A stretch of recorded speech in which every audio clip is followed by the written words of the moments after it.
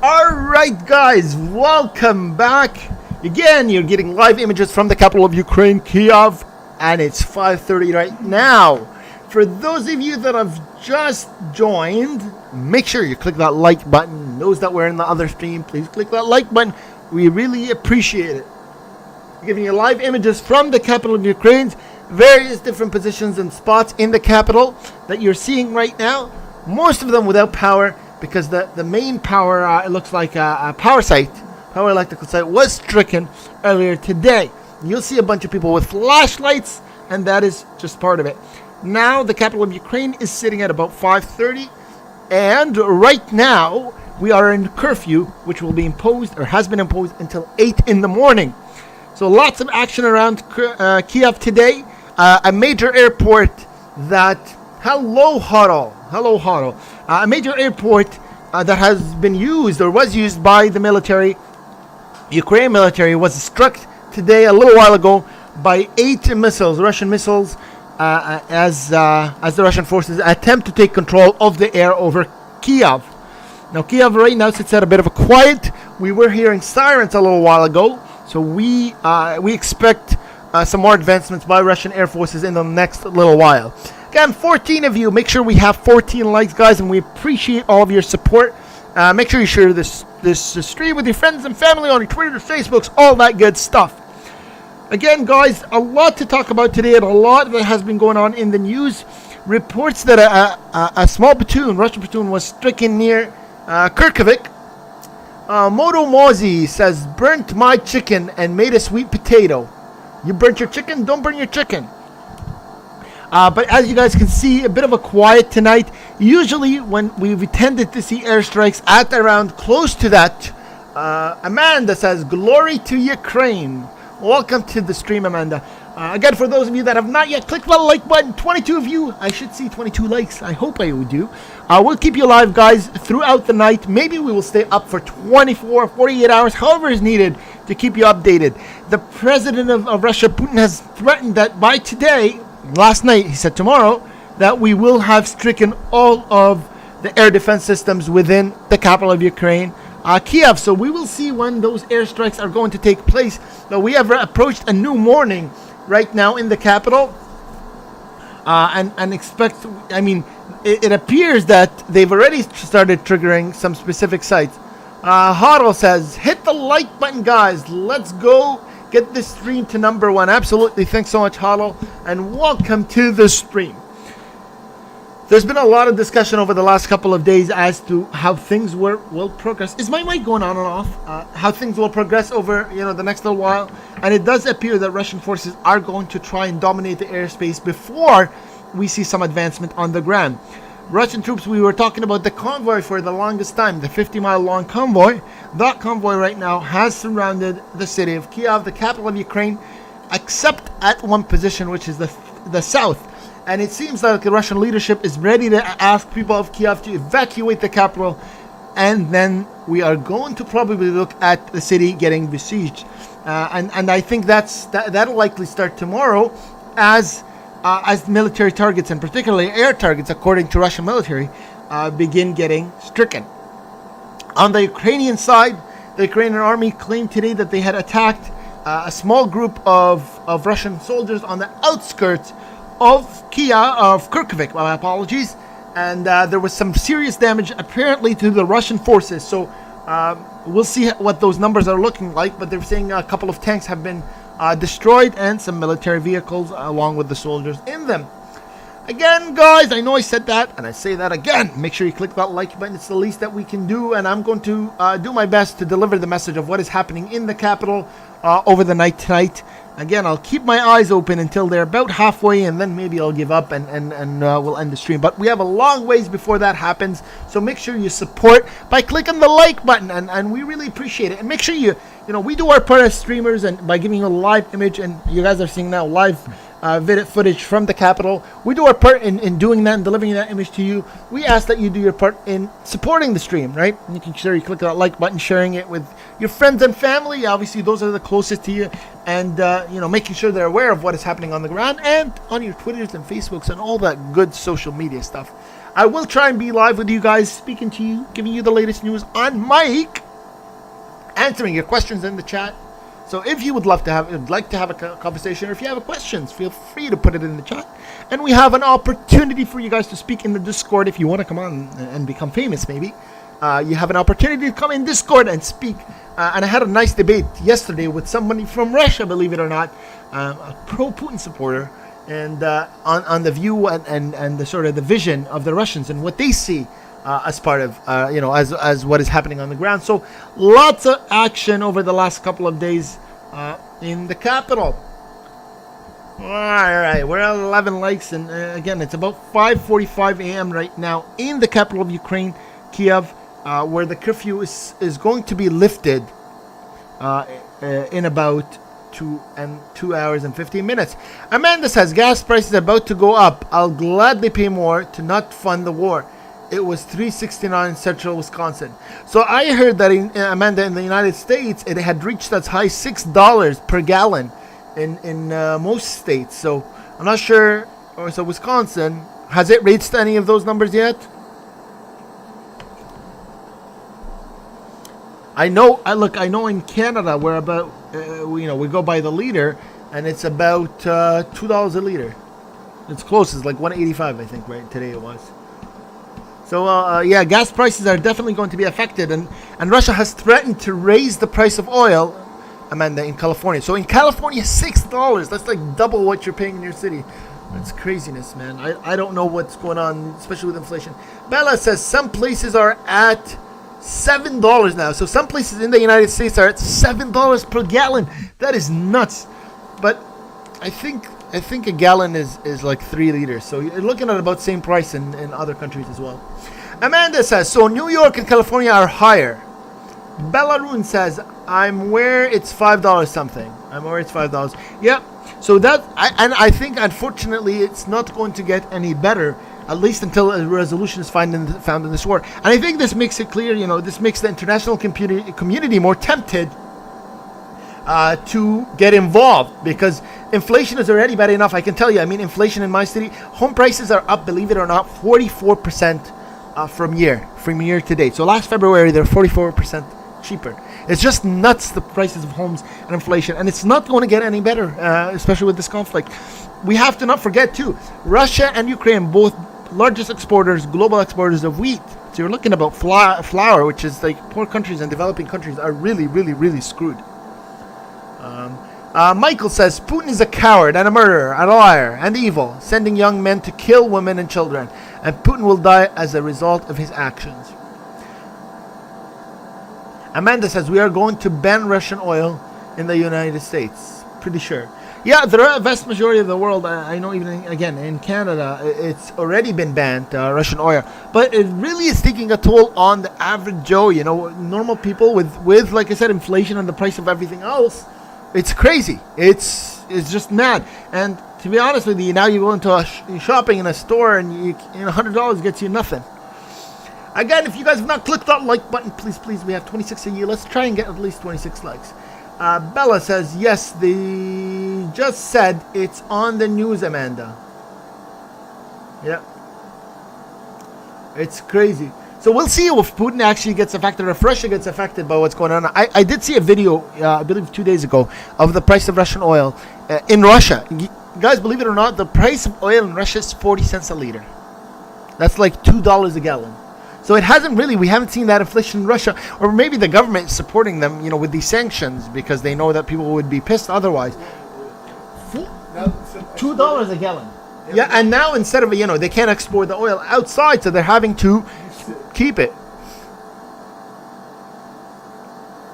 Finance says prices keep rising. Price of oil keep rising. Yeah, absolutely, Huddle. It's insane. And it's a global thing. It's not just within one country.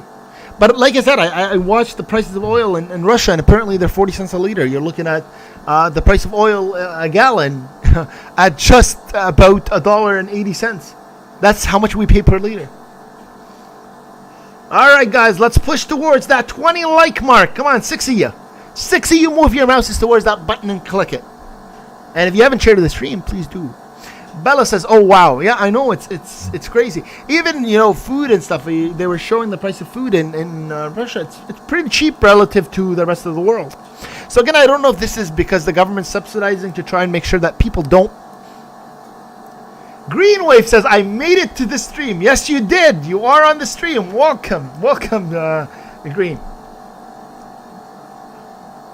Huddle says, "Hit the like button, guys. Hit the like button, like Huddle says." I just did the like business. Well, thank you for doing that. We appreciate it. Absolutely, guys. I've over the last week or so, I've been trying to stream almost every day. I have been streaming every day, at least for 5 or 6 or 7. I'm off work tomorrow, so I can stream for as long as my eyes will stay open.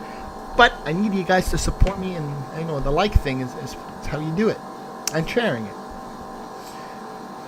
All right, guys, live images from the capital of Ukraine. Everybody's been talking about this light at the right corner there. Somebody was saying it might be binary code. I don't know if I believe that, but it's a light that keeps flashing. And we did hear some sirens a little while ago, about 15, 20 minutes ago. We heard some sirens come on. So, it's a bit of a scary situation right now in Kiev, especially with the warnings from the Russian troops. So, a bit scary.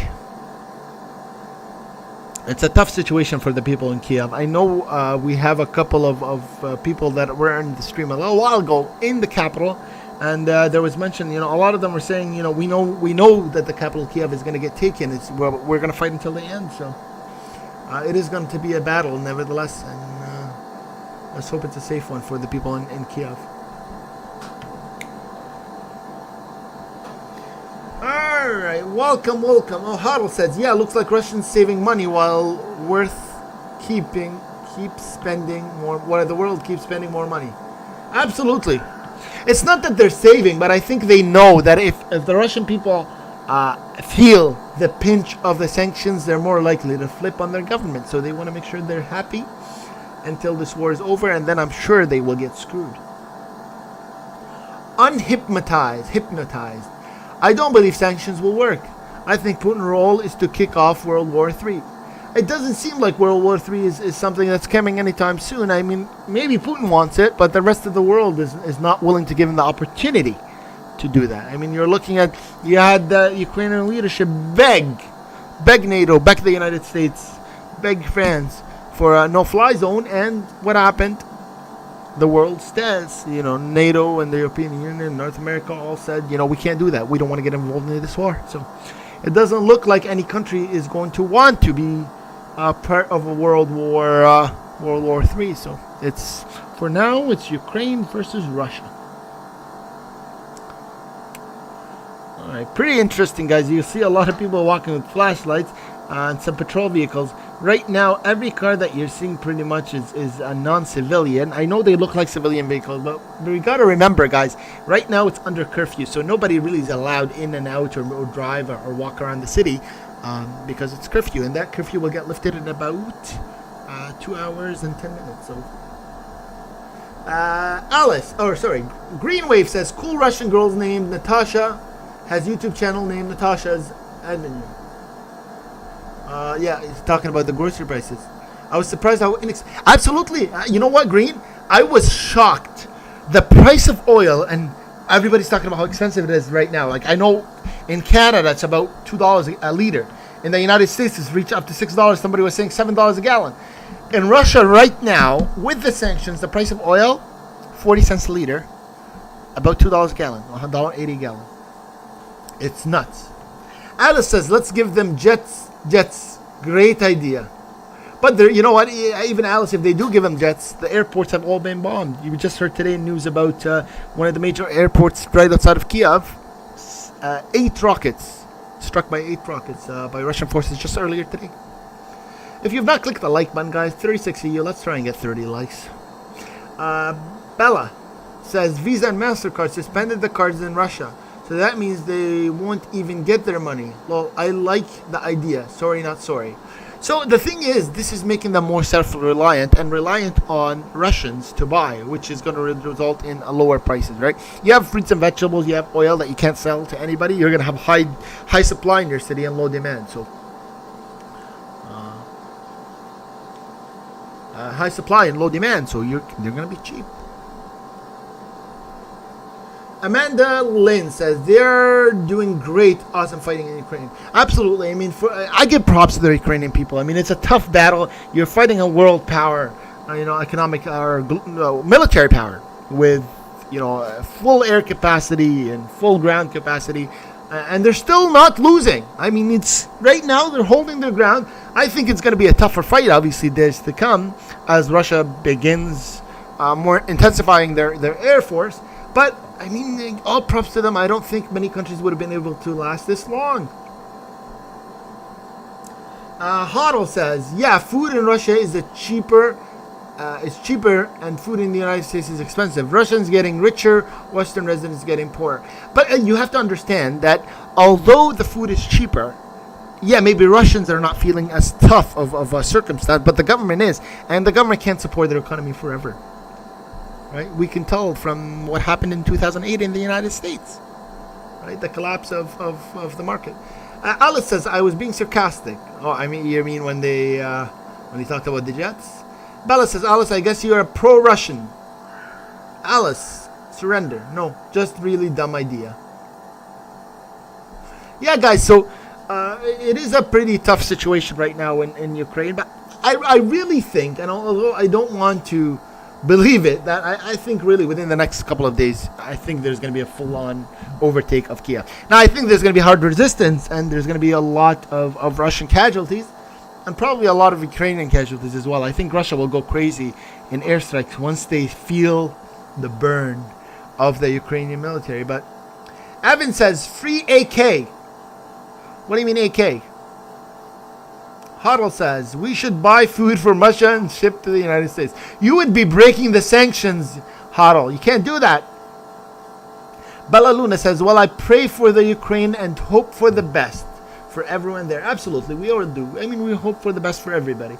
Even Russia. I mean, the people of Russia, a lot of them are not with what is happening in Ukraine. So we pray for them as well. 42 of you. Let's get 30 likes, guys. 8 more. Yeah, a lot that's happening over the last couple of days, and I think really, I feel bad to say this, but I really think that you're going to look at in this morning, you're going to see some major airstrikes in Kiev. Unfortunately, I really think you do. I mean, this is a threat that Russia has made clear over the last couple of days, and I really think it might be over the next 24 to 48 hours. So probably this morning, actually, because yesterday they said tomorrow we will begin striking ground targets. Air defense targets. Huddle says, oh yeah, I forgot about sanctions. Evan says, if Russia takes the capital, it'll be a Pyrrhic history. I think they will take the capital. I don't think anybody's saying Russia won't take the capital. I think there's no way that let's be realistic. I mean, military power, there's no comparison. But it's just the fact that they're fighting for their land and what they feel is their freedom. And, when you fight for that, you have all the morale in the world. And it's really tough fighting a population that believe in the cause they're fighting for. Bella says, that's very true. Alice says, firing from apartments with citizens in them is getting them killed. Alice says, that's a human... I think what Alice is referring to is the Ukrainian in Kiev. If there's sort of fighting between cities and, it's a guerrilla-style warfare, then there's going to be a lot of civilian casualties. I think really that's what's... I mean, not that people are intentionally... I think the Ukrainians are going to be intentionally firing from apartments, but I think that's bound to happen, right? This is a guerrilla-style warfare, and they know that face-to-face, unfortunately, the military might of Russia will overtake that of Ukraine. And it's just, you're talking about a global world power fighting civilians, so... Again, guys, let's get to 50 likes. I know five more of you guys. Let's do that. Come on. Evan, where are we here? Amanda says it'll be a short victory. The people will freak out. I think that's exactly what I believe in, Amanda. I really think that Russia will take over Kiev, but really what happens after they take Kiev is what's going to be hurtful to the Russian military. They cannot stay still. If they can stay still for a moment, you're going to have huge number of casualties. They're in city centers and they're fighting a guerrilla warfare, and every single person, it seems like right now in Ukraine, is armed to the teeth. Here, Evan says that really means that means they'll win the city but lose the true wall. Exactly, and I think the Russians are aware. Russian military is aware of that, and that is why I think the retreat after taking over Kiev is going to be so quick, because they know they're going to get hurt bad if they stay still. And you can tell even from now, like you're seeing tanks get bombed left and right because they're in a country that's not theirs, and they're easy targets. Jerry says, if NATO don't help, world will be shocked. NATO is not going to help, Jerry. I can tell you that now. They've said it once, twice, 3, 4 times. I don't know how many times they have to repeat, but they're not going to help. Whether you agree or disagree with it, that's what they're saying. Amanda says, USA can grow wheat. Yes, Amanda, I agree with you that, a lot of countries can grow wheat, but the problem is preparing. I mean, wheat is something that's so highly needed, and we can't wait on being grown, and you know how much people will starve? Probably millions. I know Egypt and a lot of the poor countries, 80% of their supply relies on Ukraine and Russia. That's 80 million people. Bella says, why would Putin want the nuclear plant? I just hope he doesn't want to kill everyone on Earth. I don't think Putin wants the nuclear plant. I don't think he cares. But I think when he struck that nuclear plant, the largest nuclear plant in Europe, he wanted to show that they're not afraid to hit targets. If we get shot at from anywhere, we don't care if we have to destroy the entire world. We're going to fight back. And we're going to accomplish our goals. Alice says, smash that like button. Right on, Alice. Good call. Smash it. Smash the like button, guys. Come on. 60 ya. Let's get 35 likes. Frank says, yeah, the one thing fighting for your land, but don't shoot civilians. Come on. I tell you, the man upstairs won't forget. No, absolutely. On both sides. I mean, but Ukrainians are fighting on their land, but you're going to see civilian casualties. I think it's unavoidable if Russia wants to take over the capital. And I think that right now they're at that decision where I think they are willing to do that. So it's unfortunate. And I think over the next couple of days we'll see that. Green Wave says, Alice, do not blame Ukraine for defending their land. If Russians had stayed in Russia, no civilians or troops would have to die. I agree with that as well. Different opinions. Alice Cooper says, Russia has way bigger plans than just Ukraine. I think Russia is looking, I don't think their target in attacking Ukraine is necessarily Ukraine. I really think, and we had a bit of a debate a little while earlier, that they went into Ukraine because of being upset at, what's his name? Zelensky. I think really it was a personal thing between Putin and Zelensky, and he wanted to prove that if any Ukrainian leader went against the wishes of the Russian leadership, that it would not end well. And I think it was a personal thing. And that's why I think when the Russian military enters Kiev, they will hunt down after Zelensky. I really believe that. Guys, 2 more likes until we get to 30 likes. Let's do that. Come on. 30 likes. Let's do that, guys. Come on, 50.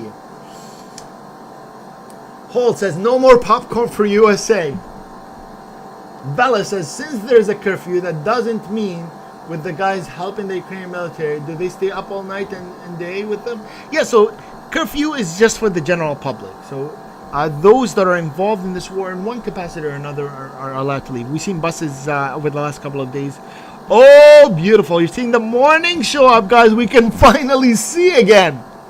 Morning lights are showing up. We lost power earlier on in the night, but now we can finally get a look on what is happening on the ground. And, yeah. These are the hours usually that we get airstrikes, so let's hope it's quiet today. Evan says, those 70 aircrafts are back on the table. Also, we sent many a ton of Humvees and Strikers to Ukraine. The problem with that, Evan, is you can send them all the crafts, and but I don't think there's many trained army personnel. Oh, are these tanks? No, maybe not. No, it looks like a car. Looked like a tank. There aren't enough people trained. There's a lot of people fighting in Ukraine, but most of them are civilians, so it's going to be hard finding people that have that ability. DDS Rod says the good news: Colin Vladimir Vodka was killed in action on Saturday in the town of Volinsky. So is he like a? Oh, is the pro-Russian guy? Okay, Bella. Okay, I understand now, Amanda. Donna, Jesus Christ is his peace. Satan is a war. Colin says, why Zelensky keeps asking for a no-fly zone? Doesn't he understand? To do this, NATO would have to fly planes to keep. He knows. Look, man. To be honest with you, Colin, I think the Ukrainian leadership, Zelensky specifically, and anybody that is familiar with what is happening on the ground, knows that Russia is about to take Kiev if they have any control over the airspace. And I think they know that control over the airspace is coming soon, because they're slowly losing their air defense systems. Once they lose these air defense systems, Russian planes are going to be flying day and night over Kiev, and there's going to be observing what do they call them? Observatory, I believe, planes and their drones all over Kiev, and then you will see some major advancements in the military. Right now, Russia is afraid to move their military forward because they don't know what's in front of them, because they don't have full control over the airspace. But they will gain that control over time, and the Ukrainian leadership know that. Guys, 3 more likes until we get to 35 likes. Let's do that, please, please, please. 3 of you, click that button. Huddle says, if only popcorn was grown all around the globe, we would have unlimited amount of popcorn. But now we're going to have a shortage. Oh my God, Huddle, come on. You want popcorn? People are dying. People are dying and you want popcorn? Amanda says they're mad at NATO for expanding as well. Amanda Lynn, Putin feels threatened because NATO was originally to protect against USSR, so he's scared. I think part of it is that. I do think that Russia is afraid of NATO, and I mean fairly so. You have 80,000 American soldiers part of NATO. That's not including the other 19 countries. So NATO is a big force in Europe. But with that said, I don't think if making an enemy out of Ukraine is the solution. Maybe they think they Putin seems to think that is the case, but I don't believe him in doing that. I don't think that's right. I don't think it's a permanent solution. Alice says he wouldn't destroy Russia's economy for Ukraine. I don't think, though. I think what is happening right now, I don't think these sanctions are really destroying Russian economy. At least if they last a couple of weeks, it won't destroy Russian economy. If they last months and months and years, yeah, potentially. But for now, I don't think it'll make as big of an impact as people think.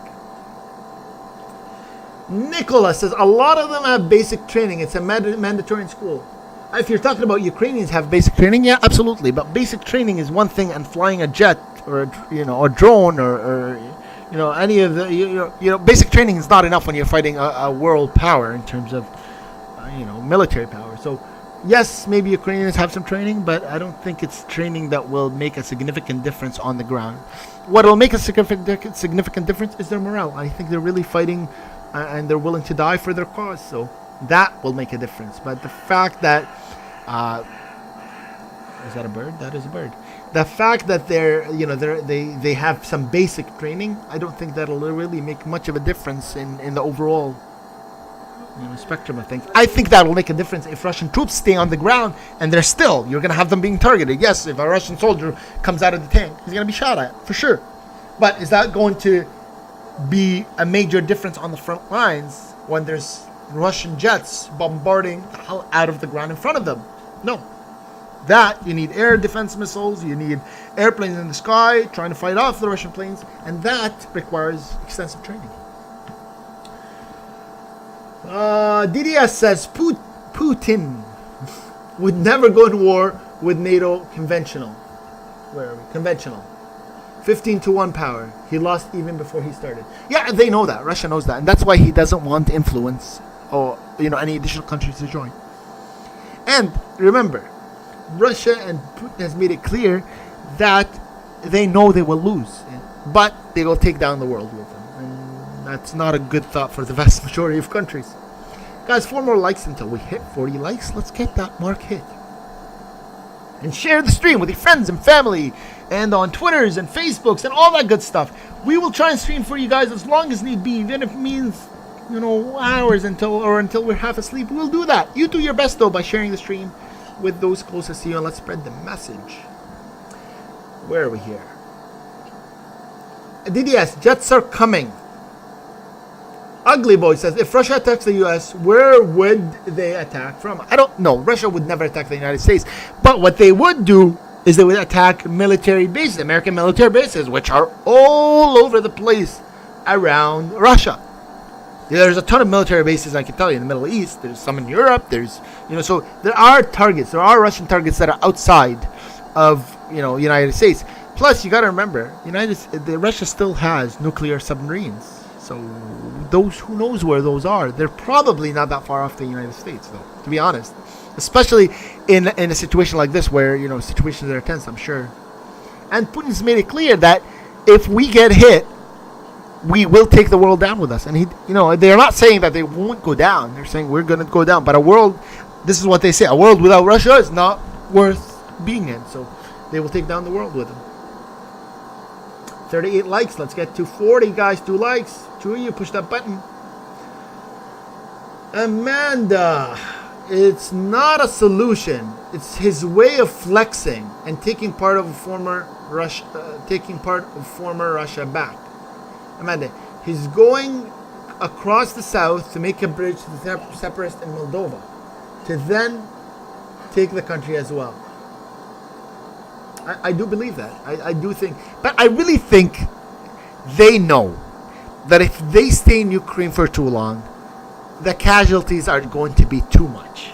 I really think they know that. I mean, if they don't know that, they're stupid. Really. I do think, especially now that the entire country is armed, they know that having tanks set up in between cities like this and soldiers stationed in between cities like this to keep control of the city is not going to end well. I mean, you're seeing tanks being targeted from way far off. You imagine they're not going to be targeted here? No way. Yeah, they know. They know. So I really think it'll be a quick operation. I think they're going after Zelensky. And I think what they misjudged is that he was going to be protected by a lot of the Ukrainian people and the Ukrainian army. And now they have to take out major targets in order to reach Zelensky. I really think once they take him out, they'll be done. Their goal would have been accomplished. Haro says, everyone, if you want to pay less for food because of inflation from Russia and Ukraine war, try keto diet. Oh yeah. Yeah, eat more vegetables. Oh yeah, and you got to reduce your carbs because Ukraine and Russia are the biggest exporters of wheat. So, no carbs. Nicholas says, you mean the MiGs that are coming to Ukraine? Robert, Russia would attack U.S. bases in other countries trying to get the U.S. to leave. Russia would not attack the U.S. mainland. I said that. Yeah, exactly what I said. They're going to first attack military bases. But I still think that Russia probably has some submarines somewhere in the oceans around the United States.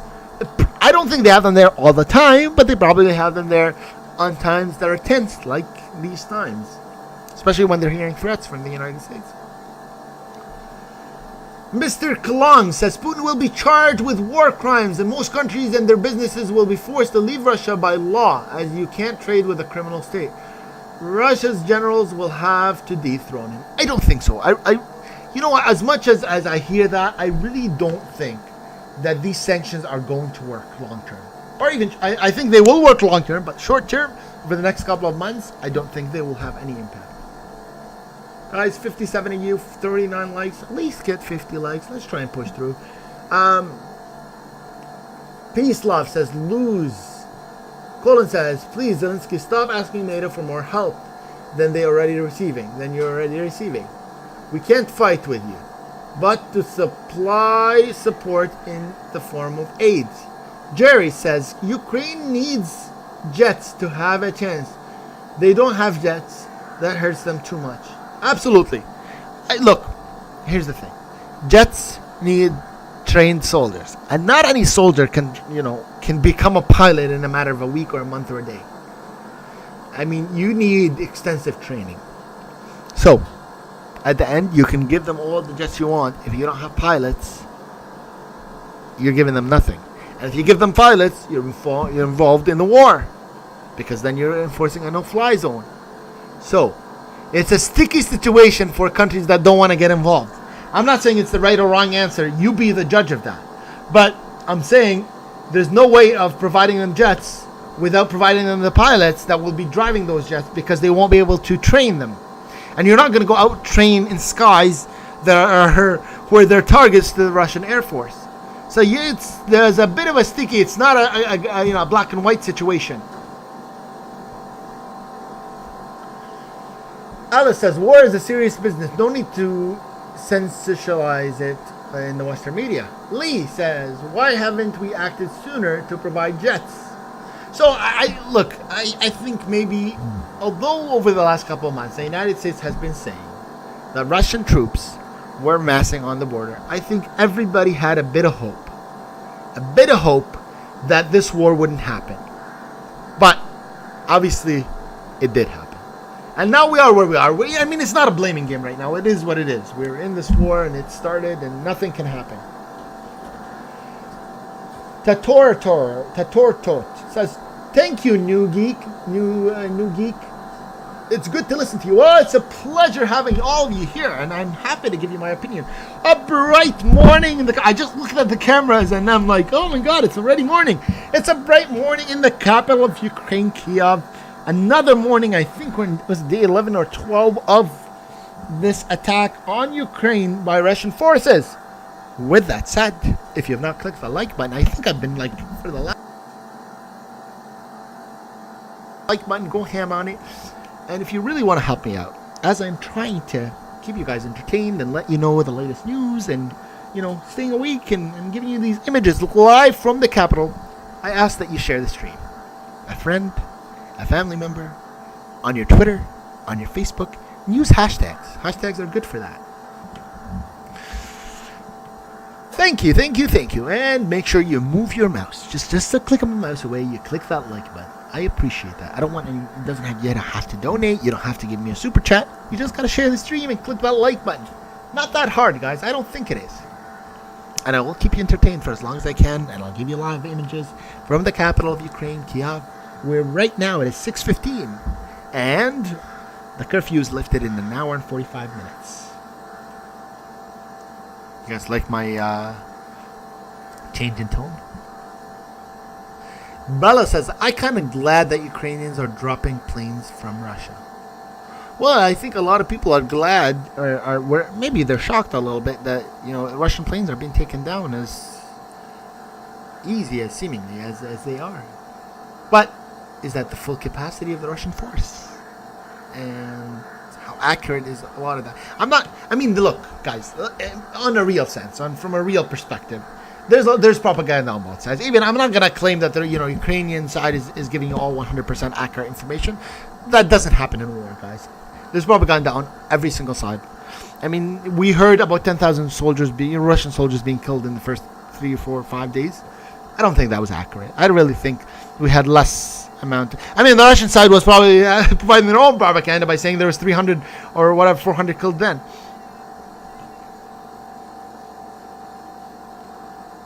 It is still a News Geek. So, guys, there's 2 News Geeks. They're new geeks. It's myself and my brother. So, you will hear a bit of a change in tone and perhaps a change in thought process. But that's just part of it. Alright, guys. DDS says, Russia are going down economy. Bank sanctions, Visa, PayPal, American Express, MasterCard. Yeah, there's a lot of people sanctioning Russia right now. And there's no hiding that. But how well are these sanctions working? That's what matters. And were the Russians prepared for these sanctions? I think they were prepared. I really think, and look, this is not me saying, $600 billion was put in reserve before this war by the Russian leadership. So anybody that thinks that these sanctions are going to work, I think maybe a little misinformed. Although I think, that's, the world needs to do that. No, I'm not talking about entertaining the fact of war. I'm just saying I'm keeping you guys I'm talking. I've seen a lot of live streams with just cameras rolling, but I'm giving you the news and giving you my opinion, and that is, I don't know, maybe entertaining is the wrong word, but. Chris, is China supporting Russia now? I think China is sitting on the sidelines. I don't think they're supporting Russia, and I don't think they're supporting Ukraine. I think they kind of don't want to get involved in this war. China is worried about their economy, unlike Russia. They care. China knows that their economy matters, so they don't want to say yes, they don't want to say no. They just kind of sitting on the sideline and watching what happens. Ziggy says same thing happened in Balkan in the 90s. Nobody did nothing till genocide happened. Did they do something after the genocide happened, Ziggy? Lee says, yes, I like real time. He's good. This is good. Oh, thank you. I will try and keep you posted with the real time images for as long as I could. I mean, maybe I will. My speech, once you see my speech slow down, I'm getting sleepy. I worked a 12-hour shift today, so this is after that. I haven't gotten any sleep. I don't plan on getting any sleep anytime soon. I want to give you the live images and keep you guys updated with the latest news. And I appreciate your presence. So, if you want to help me out, click that like button. Let's get to 70 likes. And share it with your friends and family and Twitters and Facebooks and all the good and fun stuff. Super chat is nice way if you want to buy me a cup of coffee, but you don't have to do that. Most important is you share it with your friends and family. Lee, China and Russia hate each other, but they're flirting with each other because they both hate the United States. Good. Look. This world is made it's all about mutual benefit. Everybody will smile in your face. Countries will smile in your face, stab you in the back, and just like normal people, if there's a mutual benefit, they'll be with you. If they lose that mutual benefit, they're not going to be with you. And if their mutual benefit means that they're silent, that's what they'll do. And that's what's happening, I think, with China. Right now, China, they don't want to lose the benefit because, Russia is their ally against the United States, so they don't want to lose Russia. At the same time, they do a lot of trade with the United States and the rest of Europe. And not the rest of Europe. The United States is not part of Europe, and with Europe. So they don't want to lose both sides. So the best thing to do is sit on the sidelines and stay quiet. And that's what they're doing. DDS says, correct, Colin. He thought it would be a walk in the park. Didn't know EU and NATO strength. But he's not fighting EU and NATO, so I don't know why their strength matters. He's made some serious threats to them with nuclear war, but he hasn't fought NATO, and he's not going to fight NATO because NATO doesn't want to get involved in this war. And you know what? If NATO is that strong, I think they could fight Russia and maybe get a win just because of, it's the entire world against Russia. But if NATO is that strong, why aren't they involved in war? Why aren't they fighting this fight? Why are they letting the Ukrainian people fight it on their own? So maybe they don't want the damage. Maybe they know they can win, but the casualties as a result and the damage as a result will be too big. Lee Nilly, oh my God, Lee, that is so nice of you. Thanks so much for the donation. Lee Nilly, $10 donation. Here's a cup. That's a big cup of coffee, Lee, even with inflation. Thanks a lot for that. Maybe I'll get an energy drink. Appreciate the donation. Huddle says, I think NATO doesn't have rice. They want rice, so if they fight in Ukraine, Russia will say no rice for you. You're a funny guy, Huddle. Lee says, does anyone know what is happening with Odessa and Kiev right now? So, I will tell you what is happening in Kiev. I don't know exactly what's happening in Odessa, so maybe someone will give us an update on that. But what is happening in Kiev is right now pretty much encircled by Russian troops. There's a bit of an opening in the south, and there's Russian forces heading towards that. I don't know exactly how far, but they are heading towards the south. I think that what they're hoping is to surround Kiev and probably close it off. And there was a strike today of an airport right outside of Kiev. It's not exactly in Kiev, in one of the outskirts cities. And that was initially a civilian airport, but had been converted to a military airport used by the Ukrainian army. And that was stricken by 8 missiles earlier in the night. So some serious damage there. Very bad for the Ukrainian army, unfortunately. Especially the Ukrainian army, especially that they're going to, this is an airport and they need the airspace. And the international community has made it clear that they will not they provide any airspace, airspace support. So very bad. But I think we kind of see that coming. Let's see. Harald says, yeah, Odessa is a port in Ukraine. Last port held by Ukraine. No other port for Ukraine. Bella says, little Harold, what are you smoking? I don't know. Maybe he's smoking rice or wheat. Are you in Russia? If you're in Russia, you're probably smoking wheat. Bella says, little Harold. Oh, we said that. Colin, Putin versus Zelensky in a boxing ring. Who would win? Ah, that is an interesting fight. Now, I give Putin props. He had a black belt, I think, in judo or something like that. Zelensky, though, was a comedian, so he could probably, move his head pretty quickly. So who knows? I would probably bet on Putin in that one. DDS, there are sanctions on central banks. Those 600 can't he get? DDS, I read about that. I read that they may not have access to 600 billion. But at the same time, it is hard for me to believe that Russia put all of its money in the central bank, which they know they don't have control over. So I kind of feel like there's something happening there. I don't know what it is. Don't take my word for it. But it's hard for me to believe that they put it in the central bank, knowing that they have no control. Tots, $5 donation, guys. Oh my God! Now 3 cups of coffee. I'll probably be able to last at least a couple more hours. Oh, maybe, or is that for a donut? Tator tot. Is that for a donut? Or are you trying to buy me a half of a meal, a McDonald's meal? I think that most of them are like $12 now. So a little less than a half of a McDonald's meal. Or a quarter of a pizza. Nice of you. I appreciate it so much, though, guys. Thanks a lot. Thanks a lot for that. Guys, 43 likes and 65 of you watching. Let's try and hit at least 60 likes. Maybe 50 likes for now. I don't want to make the spot too much. Tartar says, spot me a Finn.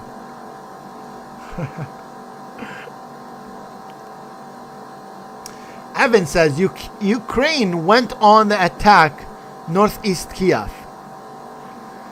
Lee Nilly says, is there still an opening in Odessa? Does anyone know? So as far as I heard, yes, there's still an opening. Although there's been a lot more airstrikes on Odessa since I last read. But yes, so this is the thing. You have to be cautious of these openings that the Russian military is putting. So yes, there is advancement. I read about the advancement, but the Russian force is too strong on the outskirts of Kiev, to be honest. And the Ukrainian army has been fighting for a long time now. You're talking 10 days of defending. So I'm sure those defend lines are going thin. And I did speak to someone in the capital a little while ago, a couple of days ago, and even a couple of days ago, what he was telling me was that those lines are getting thinner by the day, the defense lines in the capital. So it's a tough spot that they're in. Alice says Finn is $5. $5. I'm sure what you're talking about at Finn. What Finn are we talking about here? Mr. Kalong says, to me this seems like a general deliberate got the logistics wrong. Who invades Ukraine in winter unless you want the harvest for spring? Other than the reason you wouldn't do it. So I don't think there was much thought into the economic component, whether it's harvest or not. I think this had become a game of a pride game for Putin. I think really Putin was pissed off at Zelensky. I keep saying that. Finn, a shark. A shark fin? No, I don't think he's talking about a shark. I think Putin it was a personal thing from him, against Zelensky, and it got to a breaking point. I really think, maybe some of you will not agree with me on this, but I really think that this was made because of Putin personally being upset with Zelensky. Tell me if I'm wrong. Harold says, DDS says, sorry if you don't understand. If NATO go in, a World War III are more realistic. and they try to avoid this. But if Russia attacks a member, sure, NATO will react. No, look, Russia's not going to attack NATO, guys. Russia will not attack a NATO country. I don't think they'll ever do it. I think they know that, and they've made that clear. It's too big of a fight. As they already have Ukraine on one side, they don't want to get involved with NATO. 100%, that's for sure. But I think if Russia is attacked by NATO, they're for sure they must respond. And knowing how crazy Putin is, maybe it could be I think it could be a nuclear response. It could be like, say, Poland, for example, attacks. And I think really the next rocket would be a nuclear rocket at Poland. So I think, because I think really the way Putin thinks is, I need to make a lesson out of whoever does something. And I think that's what's happening in Kiev and in Ukraine. I think he's trying to make Ukraine a lesson for the rest of Europe. Lee says, yes, it's all about Putin's ego. I 100% think it is all about Putin's ego. And I really think, and again, because I really think that once they get into Kiev, I think there will be a hunt down for Zelensky. I really think that. And I can tell because I said that before, and I'll say it again. If you remember at the beginning when there were negotiations, there were planned negotiations, there was a point of disagreement that stopped all these negotiations between Russia, Putin, and Zelensky. And if you remember what it was about the location of where the negotiations were going to happen. Zelensky wanted them in Poland, and Putin wanted them in a part of Ukraine that was already captured by the Russian forces. Why do you think Zelensky declined?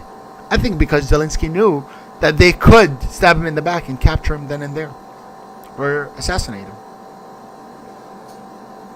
And I honestly wouldn't be shocked if they did. There was just recently, I read an article. During these most recent negotiations, somebody from the Ukraine's negotiation team was killed in the negotiations. So they know that it's serious, and I think Putin wants Zelensky. Bella says, I feel for the military in Ukraine. I have family in the military. Lee says, yes, it's all about Putin. We said that. Alice says, anyways, Russia is going to destroy Ukraine. Just surrender. It's hard, it's hard for them to surrender, even if they know they'll likely lose this battle. But they see themselves protecting their land and their families, and so it's I don't think that will happen. Evan says Russia far worse off than most people know. They'll break before Ukraine.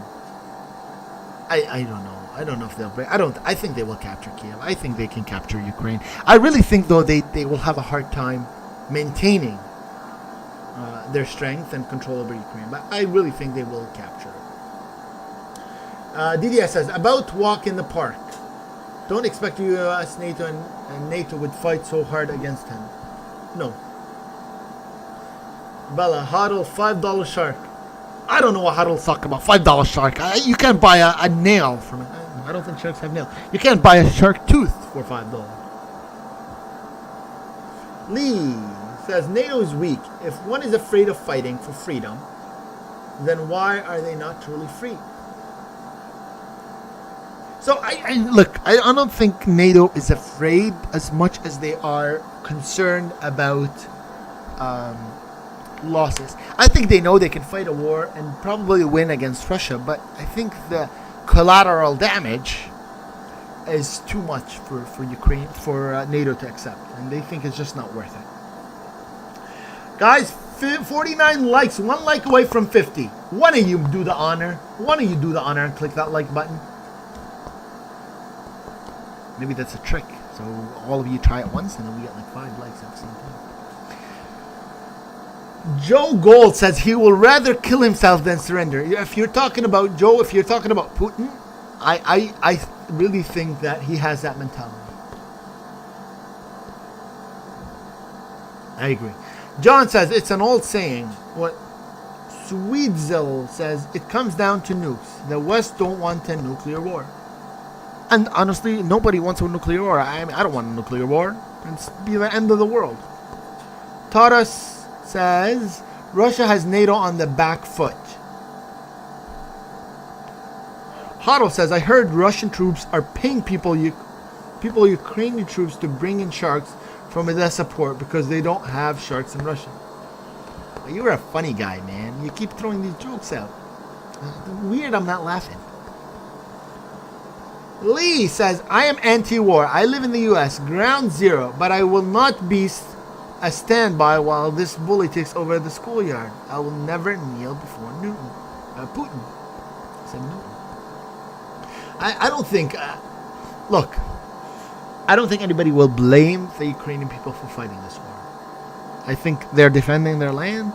They're defending their freedom as they see it. They're defending their families. So it is, I believe, a kind of a human instinct to stand and fight. Especially with the fact that some of them, they've sent their family away, so they have nothing to fear. Normally, people fear for their family. They're worried about their family, and that kind of brings them down. But now that their families, some families, I think there's close to a million people now that have left Ukraine? A million refugees. Guys are getting live images right now. You can see on your screen from the capital of Ukraine, Kiev. As the morning appears, it's 6:30 right now, about an hour and a half before the curfew gets lifted. And that's about it. If you guys have not shared the stream, please share the stream with your friends and family, and share it on your Twitter, on your Facebook, on your Snapchat. Can you share on your Snapchat? I don't know. Maybe you can. On your Instagram, I don't think you can share on that, but I'll still say it. And don't forget to click the like button. 54 of you clicked like. See, that trick worked. So let's get to 55, guys. You do the honor. Why don't you do the honor of clicking 55?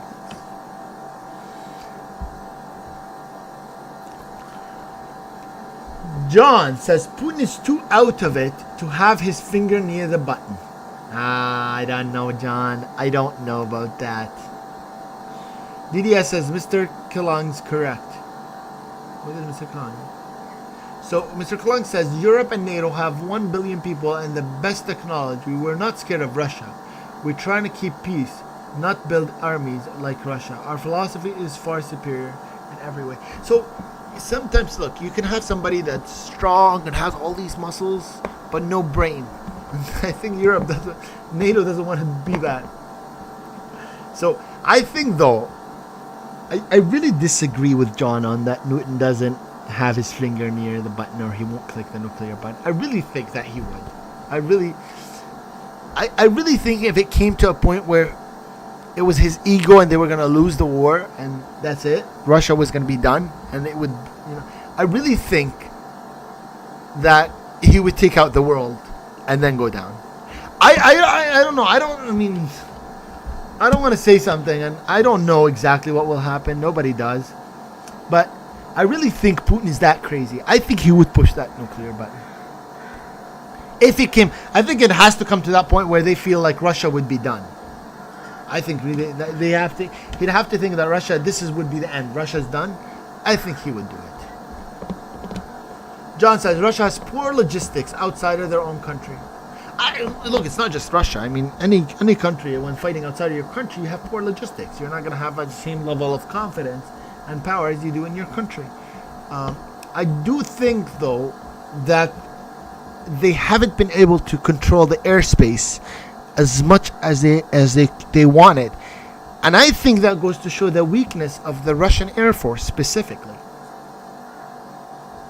I'm really shocked and disappointed, to be honest, in the Russian Air Force and their capacity. I really thought Russia had a stronger Air Force.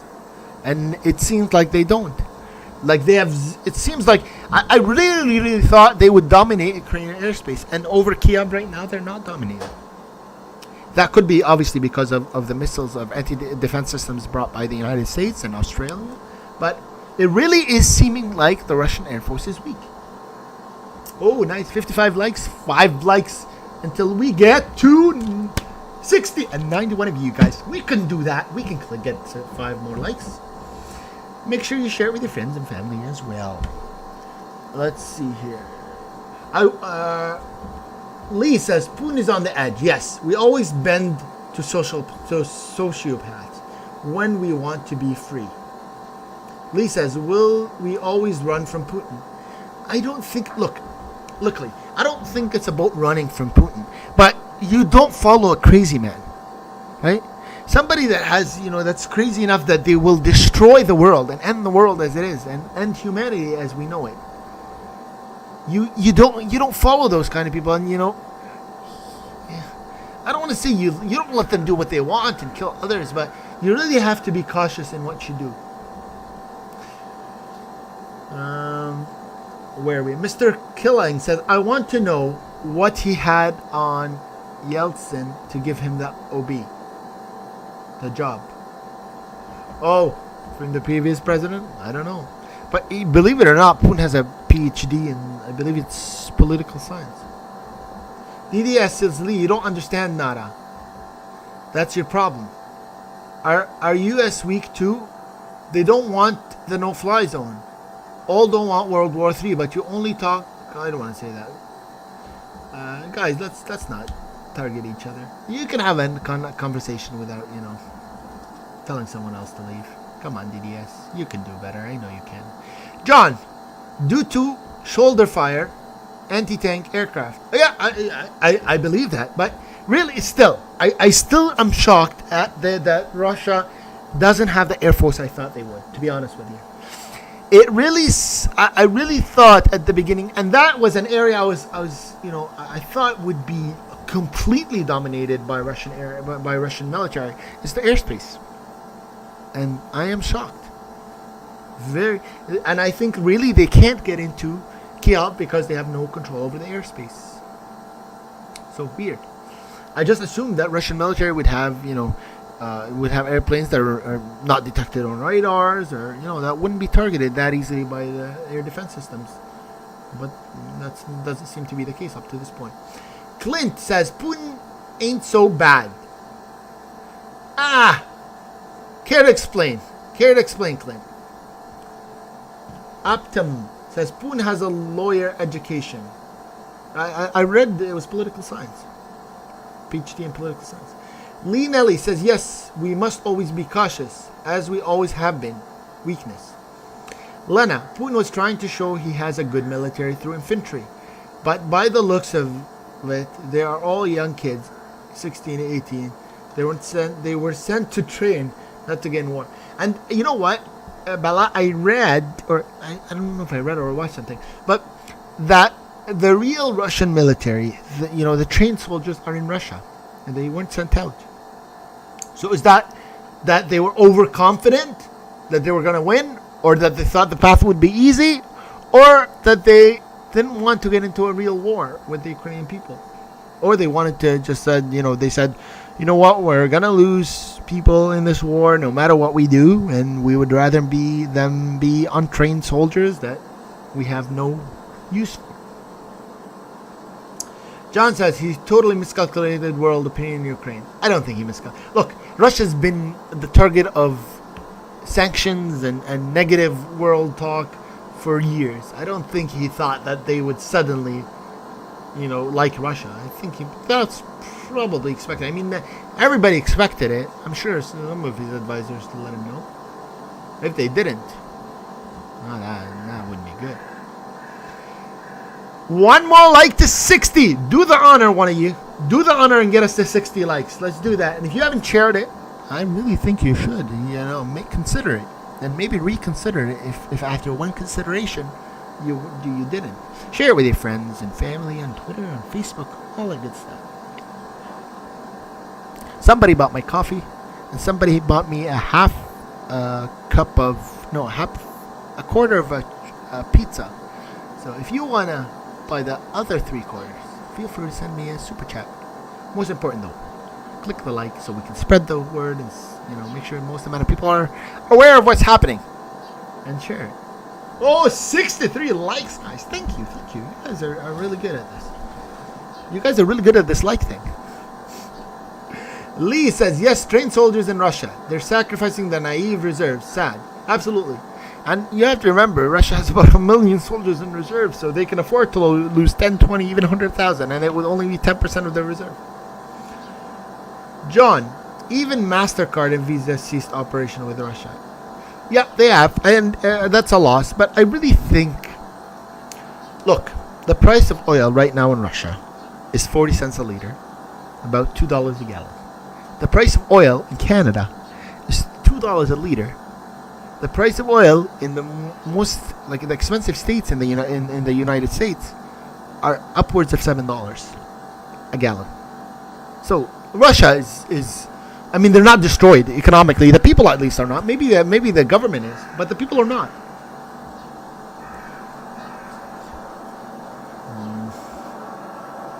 Mr. Kalang says Putin can't put much more troops into Ukraine because this territory army must be large for a defensive strategy.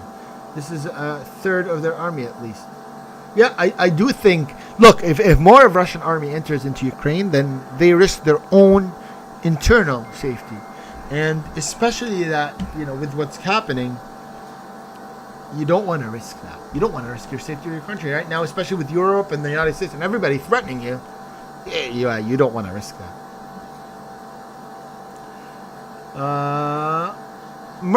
Merkvis says Ukraine has 4 units of the S-400 theater air defense that can detect and hit from cruiser, ballistic missiles, drones, up to stealth fighters and bombers. But those 4 units have been destroyed now. Look, Putin said today, not Putin, I think it was a military, was it a military person that said that? That they were going to target all defense systems by today? Actually, that's President Zelensky said that. So the president of Ukraine, Zelensky, he said that he was informed by Russian forces that today, and that was yesterday, they said tomorrow, we're going to destroy all of your defense systems.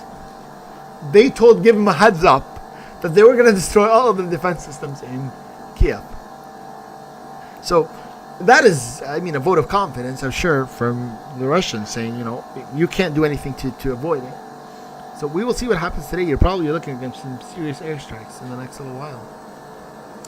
John says, I'm glad SpaceX is in the U.S. Russia Aerospace is ceasing support for the engines ULA buys from Russia. Tator Tot, Putin gave people of Ukraine 48 hours to leave. Oh my God. It's stuck in Kiev. So that was not now though. I think that was even earlier. So there's less than 48 hours now. Less than 48 hours for the people of Kiev to leave. Oh my God, guys. You guys are good at the like thing, and we need one more like to reach 65. Let's do that. And the first one to click the like button gets a clap. I'll clap my hands for you. And I give you a thumbs up. I'll give you a thumbs up. I'll give you a thumbs up in the chat. How about that? Ooh! Oh my God, I didn't even detect who got it first. Alright guys, thank you for being in the stream. You are looking at live images from the capital of Ukraine, Kiev, as it sits at around 6:45 right now. And as we can finally see the city after it became dark when electricity cut out late at night yesterday. Let's do that again. If I can detect who gave me a like, I might not be able to detect because you guys are so fast. At 70, exactly 70, I will give them a thumbs up and a shout out in the chat. I might not be able to detect, so if I can't detect it, it's not my fault. And you guys, if you've not shared the stream, please do that. Share the stream. Share it with your friends. Share it with your family. Share it on Twitter. Share it on Facebook. Share it on your school board. Share it on... where else can you share it? Where can you share it from? Share it on your thrifty store or your Walmart. Share it with people around you. No, I said 70 likes. At 70 likes, that's when I give a thumbs up. Tatar, you get a clap for that donation, though. You deserve that clap. Again, you guys, live images from the capital of Ukraine. 6:45 right now, 15 minutes to 7, and an hour and 15 minutes until the curfew is lifted. Well, I give mine at 40. So you're the number 40 like? Okay, I'll give you guys all a clap if we can reach 75 likes in the next 1 minute. I'm going to give you a clap on stream. I'll give you a really nice clap. Okay, 4 minutes. 75. We can get to 75 in 4 minutes. I'll give you guys a clap. There we go. 69. 70. 5 more and you get a clap on stream. Lee says, fleeing Ukraine are under fire. Fleeing Ukrainians are under fire. Like. Yes, like. Yeah, and to be honest, I think that unfortunately, can I have two claps? I don't know if that would be fair, and then I'd have to clap like 73 times because everybody just clicked the like button. I have to clap for. Maybe I'll clap for the people that did the super chat thing. One more like and you get a clap on stream. One more. I went down. Somebody's trying to play a game on me. Somebody on the breaking news. Somebody on a bicycle driving across the street in Kiev. I disliked. You get like, what's the opposite of a clap? A slap. No, I'm not gonna. 76. Oh, guys, 76. Good work. Good accomplishment, guys. Awesome. You guys get a clap. Yeah, a really good clap. Well deserved. Thank you guys for 78 likes. Nice of you. It was my nan. What was your nan? Oh, your nan clicked the like button? Are you serious? Lol, quack, the cha-cha slide. Slide your hand. Alright, guys. Again, live images from the capital of Ukraine. Thank you so much. Guys, if you've not shared the stream, please share it. I appreciate it. I appreciate all of you guys. And we will stay live. Like I said, I'm really excited today. I'm off tomorrow. I worked a 12-hour shift. I'm a little... Alice, come on. That's not nice. You know, Alice, I have the option to time out chat. Time out people in chat.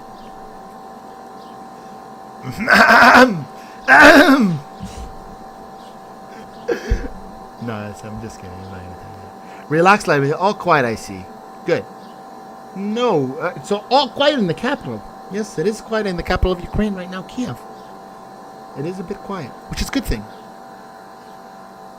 Bella says block her. Nah. I can't block Alice. Alice is part of the conversation now. Yes, no, I'm just kidding. I know. Alright, guys, so let's see here. Alice just trying to be funny.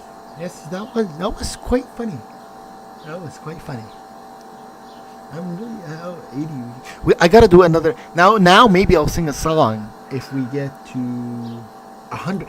Okay, this would be cool. I don't even know how to sing, and my voice is probably gonna scare all of you away. But if we reach 100 in the next, now is the time. So in the next 4 minutes, so by 6:55 Kiev time, I will sing a song. Alright, guys. Again, you're seeing the live images from the capital of Ukraine, Kiev, as we await what appears to be, or what we expect to be, a full-on offensive by Russian forces on the capital of Ukraine. The Ukrainian President Zelensky has... Oh, Bella says, what song? Yes, what song? Oh, I'm not going to sing it in Ukrainian, that's for sure. But as the president of Ukraine has mentioned, that he was informed by Russian leadership that today they will be striking all of the air defense systems. So we will see how much they stand by that position. Alice says, we're not going to take it. Picked up the Ghost of Kiev today. John says picked up the Ghost. Is that like a song? I know about the Ghost of Kiev, and there's a plane that they were saying was named the Ghost of Kiev, but I wasn't familiar with a song called the Ghost of Kiev. Lee says Finland's president is on the threat in Europe. What song am I gonna sing? I don't know. Maybe I'll let you guys pick. Maybe somebody. Maybe anybody that's. We'll see. I don't know. We'll figure it out. Once we get the 100 likes, you guys have like 3 minutes, so I don't think you'll achieve it. So I don't know. Alice Pooper said Twisted Sisters. John A says T-shirt. Is that a song called T-shirt? Oh, there's a T-shirt that says Ghost of Kiev. I seen those online. If Huddle says, if I donate $50, Fishy Fishy go home today. Is that a song, Fishy Fishy? I'll sing the song, Fishy Fishy go home today, for $50 donation. Sure.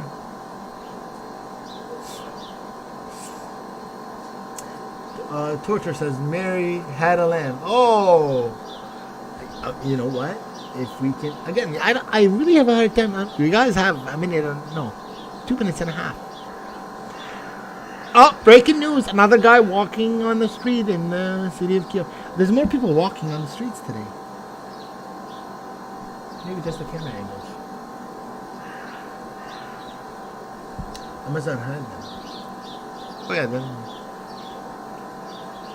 Alright guys, you are watching live images from the capital of Kiev. It's strange that people are walking and it's a curfew hour, so maybe these are, I don't know, it's strange.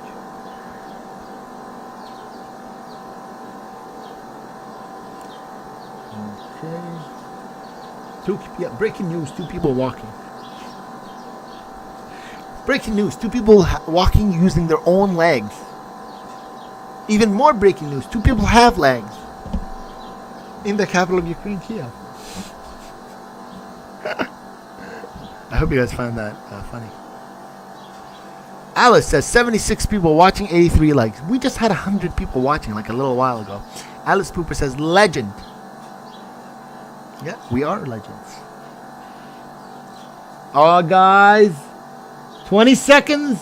Doesn't look like you're gonna hear me sing today. Airdrop them food. Our toddler says airdrop them food.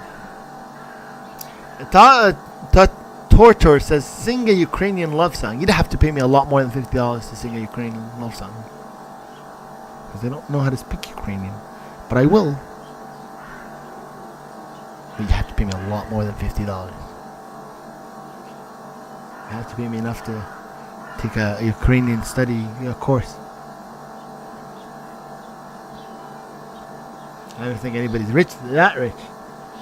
Another person walking with legs and shoes.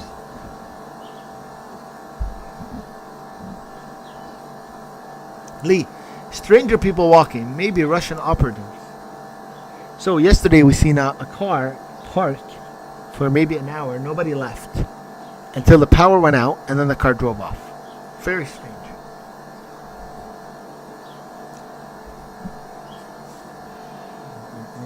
Quack says, do you think Russians will end of taking Ukraine and conjoin it to Russia? Tater Tots. Thank you, Tater Tot, for the $5. Oh, I appreciate it very, very much. Very, very much. Thanks so much, man. I appreciate it. And you give yourself a clap. I'll give you a clap, too. I think everybody should give Tater Tot a clap. Guys, let's give a clap. Round of applause for Tater Tot for his kindness.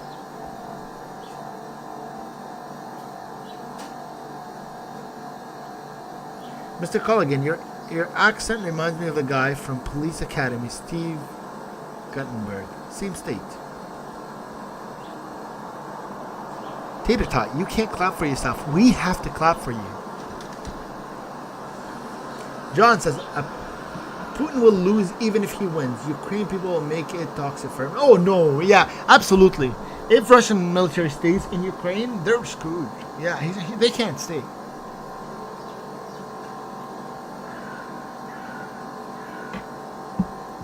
They can't stay. No. If they stay, they lose.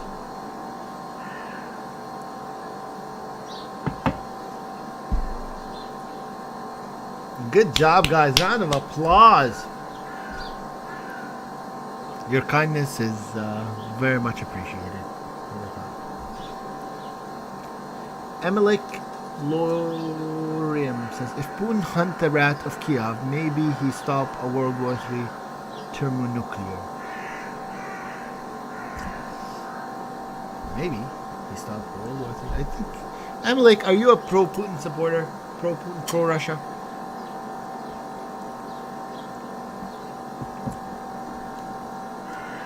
Tater tot. Hee hee, love to all. And hee hee, all love to you. Bird, strange bird movement and sounds, guys, on camera. You can hear it. Huh? As it approaches 7 a.m. in the capital of Ukraine, Kiev.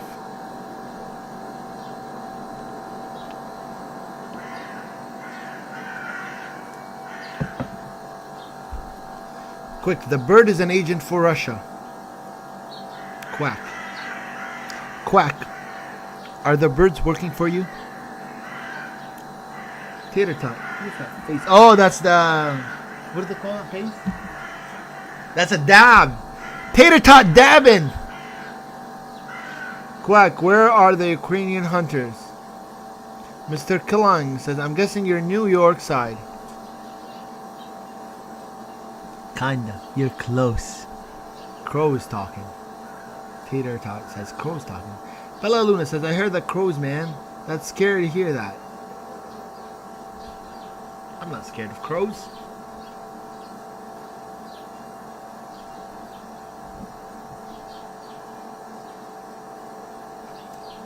Duck Quack says, I own the ducks in town. I'm like, Root is World War III, okay? So, Crows says News Geek. Crows says News Geek #1. Oh, is that what he's saying? Is that? Oh, that's so nice. Look at another dab. Oh, breaking news! Someone walking again, wearing all black shoes, black pants, black shirt. Change direction. Oh my God, he's advanced. Is that a she or he may be advancing? Oh, guys. Another car comes. Is the car about to firefight between? No. Car drives away. Probably preparing an offensive against the person that's walking. Okay. That person's. Okay. Did she turn around to look at? There's another person on the other side, very far off. Are they trying to snipe each other?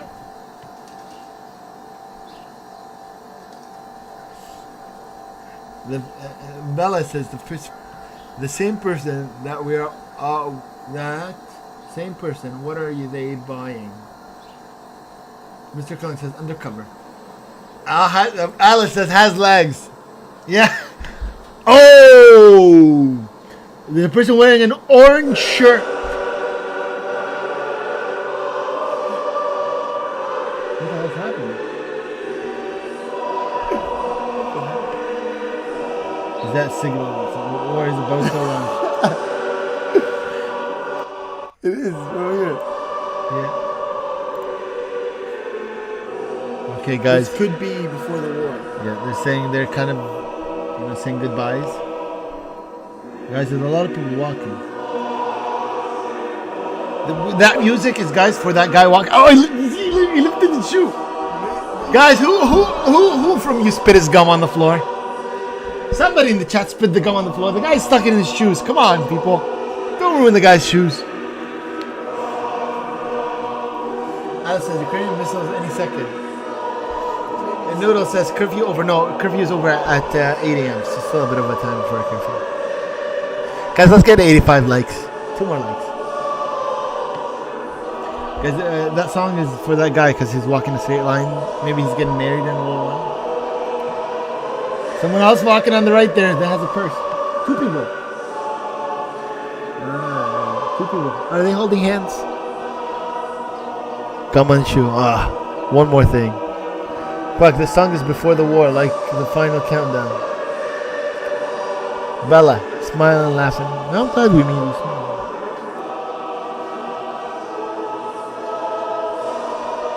Guys, we gotta keep this room clean. I love... Akash Sultan official says, I love that music. John says, too bad Poland doesn't have any American A-10 jets to lend to Ukraine. Quick says, I'm gonna miss you all. Akash says, what music is that? Oh my... That guys, I told you keep the room clean. Look, I know we have to bring worker. Somebody needs to pay this worker. He's cleaning after you. Somebody's spitting, probably cleaning after the gum that was spit on. Wow. Oh, look at that, guys. They're keeping the country clean. That is so nice of them. Thank you, Mr. What do they call him? Environmental specialist. It's really nice. But I don't know if it's a good thing to wear an orange vest in times of war. You're like a very easy target. What is this? Member! Now you get special emojis. We have a member option. Yeah, you have the join button. You guys, thank you, Robbie. Oh, it's so nice of you. You're like the first member. Woohoo! You know he's actually the second one? Second member. Oh my God, Robbie. That's so nice of you. There's a guy that's been a member for 7 months, and not once have I ever seen him on the channel. Oh my God. Guys, I don't know. Do you agree with like an orange vest in the middle of the war? Like, I don't know if you want to grab that much attention. Alice says, better to play this while buildings are falling. Akesh says, what music was Dear Edmonds, please? Do you know what music that was? No, it's just like Cathedral music. Bella says, why is there someone cleaning the streets? There's a war going on. John says, that was cool. Quack says, tip that guy with a super chat. Khaled Simple says, President, stop the war. We want peace between the countries of the world. Please, please, I can ask you to stop the war. Khaled, we're not the president. I'm sorry, I can't deliver the message. There's no post, post office. I would write it down and mail it, but problem is in the war, there's no post. This is maybe I will deliver a message to the stream. Dear President Zelensky, somebody in the stream is delivering this message to you. Khaled Sample says, Dear President, stop the war right now. Stop it. It is enough. We want peace between the countries of the world. I beg you, please, please, stop this war. Best regards, Khaled Sample. John, have the SpaceX donated dishes yet? Donated dishes help.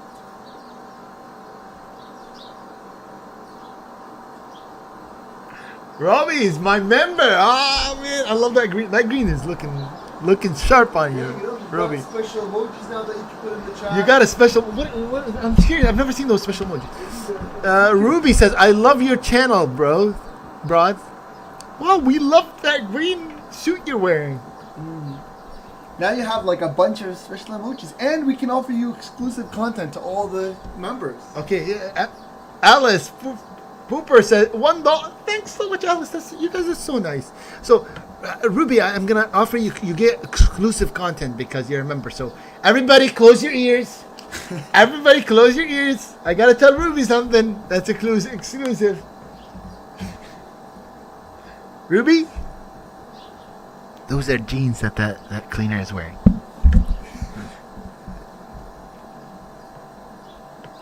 Don't spend. Alice says, "Don't spend it all in one place." No, I won't, man. I won't. I'm gonna buy like 10 cents candy from every 7-Eleven I know. Like 10 cents candy from every place.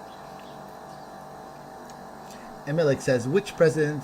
Which of the rat of the Kiev that?" I mean, like I don't know what's wrong with rats and what your comments like. Is there a rat problem nearby? You know, if you have a rat problem somewhere, you can use these stickers. You just put a cheese in the middle, and the rat walks on it, and like it gets stuck as it's trying to eat the cheese. Tator Tot says, "Good to have someone laugh. Good for the soul." Tator says, "I'm listening." Tator Jeans, I knew it. Quack says, "Tator Tot, you can't listen. You need to be a member." Robbie says, "We need to end Putin." Absolutely. No, look. It'll end. This conflict will end. It's just let's hope it ends. Let's hope it ends in a peaceful manner. Let's hope it ends without civilian casualties. Mr. Killang says, "Buy some rebels." Quack. Tater is scamming. Alice says, "Easy, Robbie. Easy, Robbie." Mr. Killings. It will be cigarettes, noobs, and vegan. I'm gonna say that. And dust. Ruby, I agree. Data, I don't know how to be a member. How do we be a member? We gotta tell people we need members, guys. Like, I like people being members. There's a join button, guys. You click join and you become a member. And you pick like the nicest. Like, I don't know what suit you want to wear, but is green like the nicest suit? Yeah, I think every month you get your new suit. Oh, nice. Green is like the highest level of member. Okay, so can you pick? You start as the green, then they upgrade you. You go into the level. Ah. So there's a join button. If you click on the join button, you become a member. I think it's a monthly thing, right? It's like $5 a month. $4 or $5 a month.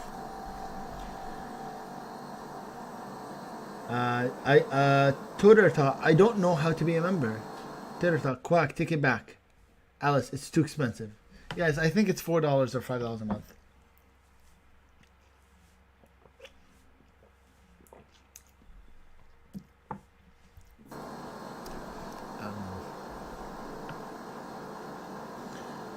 Moto Mozzie says, News Geek, I just got. Anything happened? You got member? You click the join? No, I don't think you got nothing. Alice Pooper says lower. He says he did. No, yeah, he says he just joined the Oh, it did? Or Ruby? Oh no, never mind. That's Ruby. Every time I see that green thing, I'm like, Ruby. Let's see. What? We can't. We don't determine the price. It just kind of, it's YouTube. Alice says lower, and I'll join. Ruby says let's ban Russian vodka and drink polls. Yeah, I know they have banned it. They have banned it in a lot of countries. Bella says why is it buffering? The video? It's better now. It's fine. It was buffering. Now it's fixed. Check. Maybe you did join as a member. Moto Mozi, if you joined as a member, it should. Maybe refresh. You just came into the stream, that's what I just got. anything happened? Oh yes, anything happened? I don't know. Did anything happen and then, like, what happened? Really? Oh. Anything happened? I just got. What did he just got? Just got here. Oh, I just got here. He said, he was talking about that. Anyway, he says, no, my card failed. Give me till tomorrow. No problem. Take your time. Is Polish vodka from Ukraine? I don't know. Maybe it's from Russia.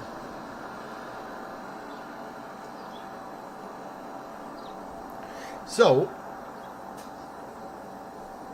maybe,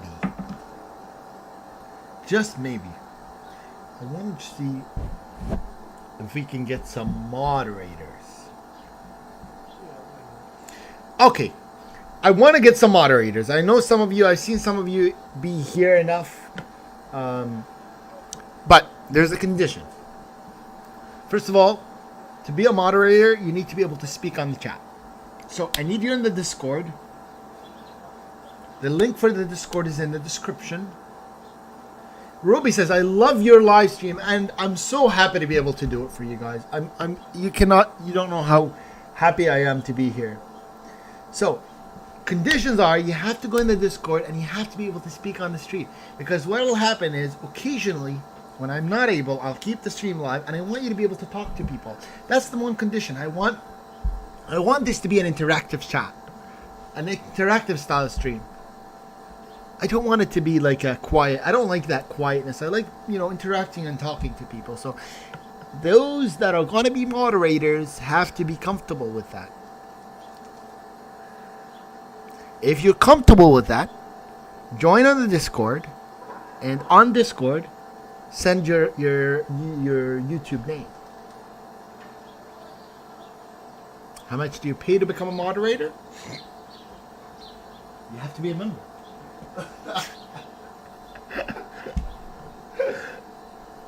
How much do we pay? You have to be the member. I pay to make you a moderator? You pay. You pay me to make you a moderator. Bella says you have to be able to agree to disagree as well if you're a mod. Just no offense. Absolutely. I mean, you get a lot of opinions, even me. Like, sometimes you hear opinions that you don't agree with, and that's okay. As long as things are done in a respectful manner. If there's disrespect, even if the opinion is you share the same opinion, that's not acceptable. Not on the stream. Absolutely not. But you have to be able to verbalize your thoughts while being respectful. Tater Tot says, is that exactly what you typed, Tater Tot? So let's see if there's anybody that responded to the request. Let's see who wants to be a moderator. You can check on Discord.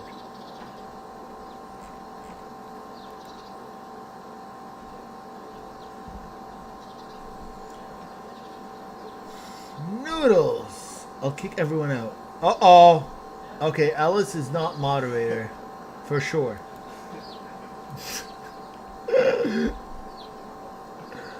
The Noodle says, wow, News Geek has a subscribe button, a join button, and plus a notification bell. All for free, except the join button, it's $5.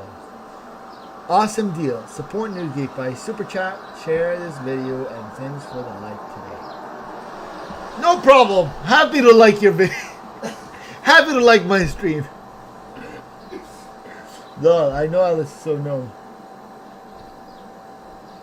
So guys, here for the memes, Moto Mozzie. Oh, hi Moto Mozzie. Are you gonna push on? So Moto Mozzie is in the stream. Guys, again, I'm serious though, in all seriousness. If there's somebody that's interested in being a moderator, just go on the Discord and send me a message there. You have to really be able to talk, because I really want this to be different than the rest of the streams, in which, you know, we have discussions and conversations. I'm even setting up for a debate, you know, if we'll see, and even a discussion, so people can come in and talk for a few minutes about their thoughts on something that we're discussing, and that's all going to be linked to Discord. So and Noodle says, is there a News Geek PayPal link? There's a super chat link. There's a super chat link. YouTube is the thief in that, but that's okay. They take like 15 minutes. But yeah, so I want my moderators to, and the style of this stream is going to be, you know, even for this channel moving forward, is going to be a discussion based. So I want people to be able to verbalize their opinion and go on Discord and talk and be heard on the live stream, and you know, we can have this discussion. So if you would like to be a moderator, you have to be comfortable with doing that, and obviously keeping an eye on the room, on the chat. Do you do other things besides war? Absolutely. So we were doing crypto before, and we did some live streams of other things as well. David said, Ukraine said they have killed 10,000 Russian soldiers, and this number referring to the current conflict or a total since... No, this is current conflict. This is now. I wouldn't believe it, though, to be honest with you, David. Not that they, you know, it's an intentional lie, but there's propaganda. I think it's a number. But Russians are saying 1,000. Ukrainians are saying 10,000. It's probably somewhere in there.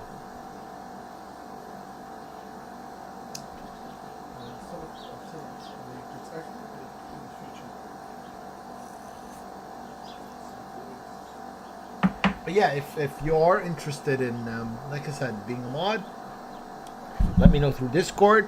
I'll take a look at your name. If you're somebody I see frequently here, someone that's respectful, and all of you are respectful, and someone that you're comfortable with, then we will discuss it then. But yeah, you have to be able to talk. I need to hear your voice. You need to have a good voice, a good microphone voice.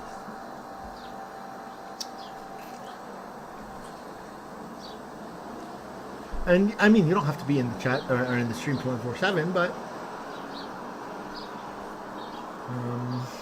you have to be here, you know, a little bit. Noodles, how do we count the Soviet defectors? I mean, are they civilian? Are they defectors? Not detectors.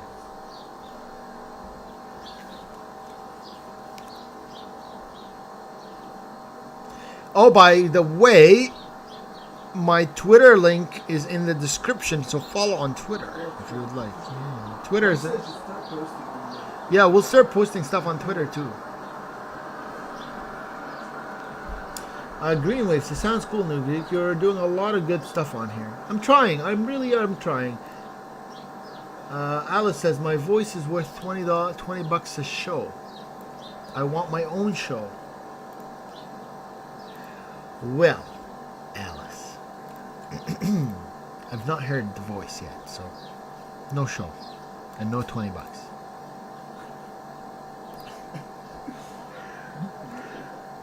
Let's see what did you put? Oh, Hey, here's the Twitter. okay, yeah, there you go. The Twitter's there. Make sure you like us on Twitter. Mozzo, Crypto Geek, don't you think with all the news media sharing the decision and plan being said over the media is escalating the current? I really don't think. I think the what is happening on the ground is not going to change. I don't think anything. I think the media, it might be escalating it within the general public. I think maybe the debates between people, regular people, are becoming more intense. I don't think it's changing anything on the ground. Alice, you're doing great in Russia. So, I really am thinking, though, honestly, like this, I want this to be a debate style streams on this channel, and we'll have people involved and kind of come up and talk.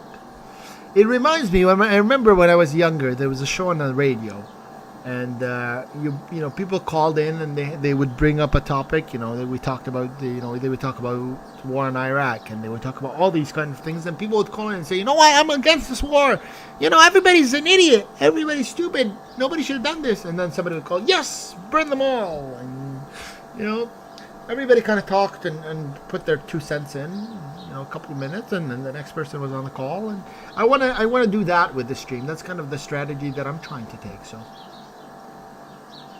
I hope you can support me in that. Roby says, can I be a mediator? So, like, what is the job of a mediator? I mean, come on, Discord. I want to hear your voice. If your voice is a mediator style voice, like, it has to be like a, you know, everybody now stop, and then everybody stops, then, you know what, you could be a mediator. But I gotta hear you. But if your voice is like, everybody, please, no, everybody stop, like, you know, you don't have that into your voice, then, you know what, you have to have that. What? I'm not offending. It's not. Is that an offensive? Is that offensive? I hope it wasn't offensive. I'm not trying to be offensive. You know, some people are just like, you know, they're calm. They're just like normally like just gentle. Like some people are just born gentle. You know, they can't. You know, it's hard for them to control. You can't be a mediator or a moderator. Well, maybe you can. Like, let's see. Come on the Discord and we'll figure it out. Bella says people are saying that Putin is the Antichrist. Alice says, no, you're anti-Russian.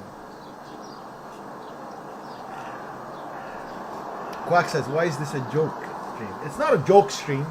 Just because we say a joke, we laugh a little, doesn't make it a joke stream. You know, you gotta laugh sometimes.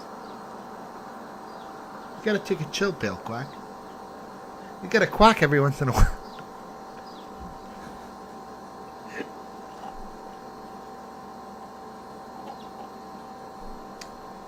Noodle says, does anyone know how many Soviets have surrendered? T. There's a cash for surrender deal. I think it was like $60,000. So, not a bad deal. Here for the news. Motozi. At the beginning you said you were there for, in Discord you said you were there for the memes. Now you're there for the news, I see how it goes. You know I can tell if it's edited. Greenway says, hey, quick, can a duck pull a truck? I want... Roby says, I want to be Mr. McAdams. Oh. Okay, guys. You're getting live pictures from the capital of Ukraine, Kiev. Where it sits at around, let's see what time it is right now in chat. Where it's 7:30. And just so you guys know, oh yeah, Alice. I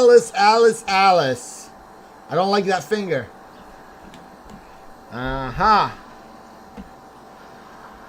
See this? It's showing me the message is held for review. I'm gonna show it just because this is pretty much, it could be considered a warning. Okay.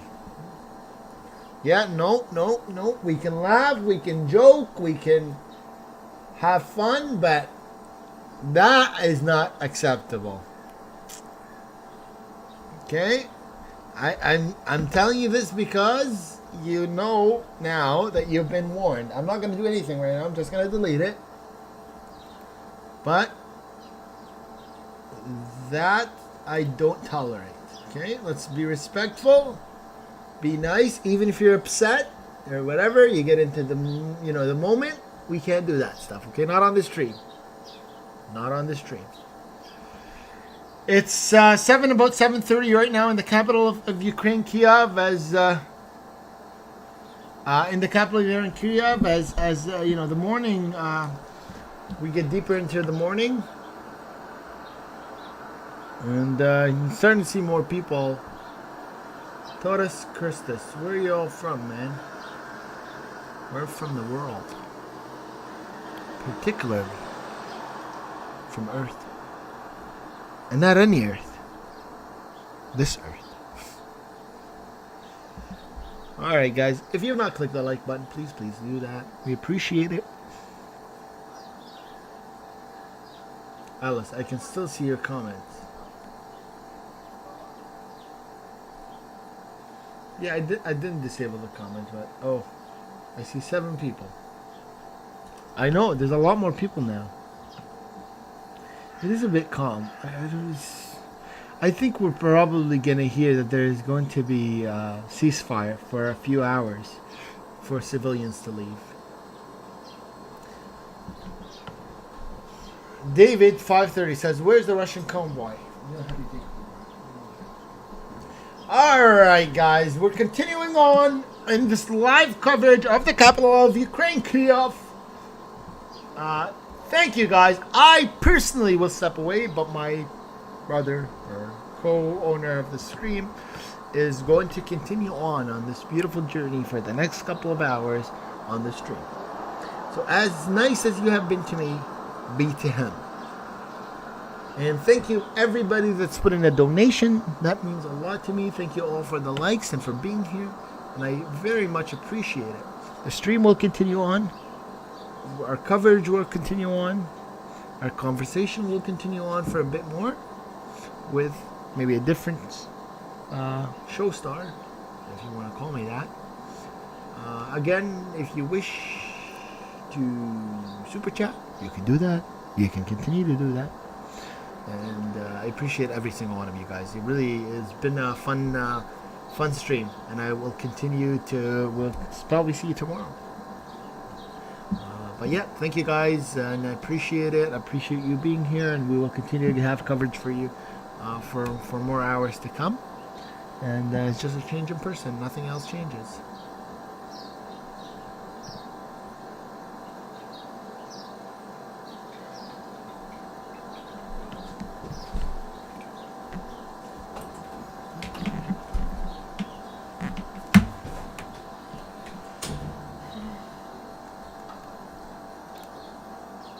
All right, everybody, and welcome. Again, I feel like I'm the original here, right? A lot of you guys that were in the last stream were basically hearing me. But yeah, welcome everybody. And again, as we go ahead and just recap some of the latest news on exactly what's going on in Kiev.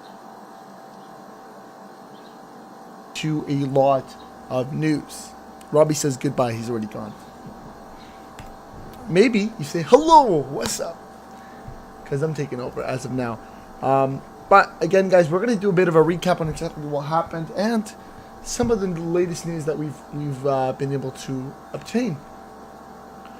We have officially gotten some breaking news that Australian missiles have now arrived in Ukraine and are on the ground as of now. Ammunition and other military hardware to fight the Russian invaders have officially arrived in Ukraine.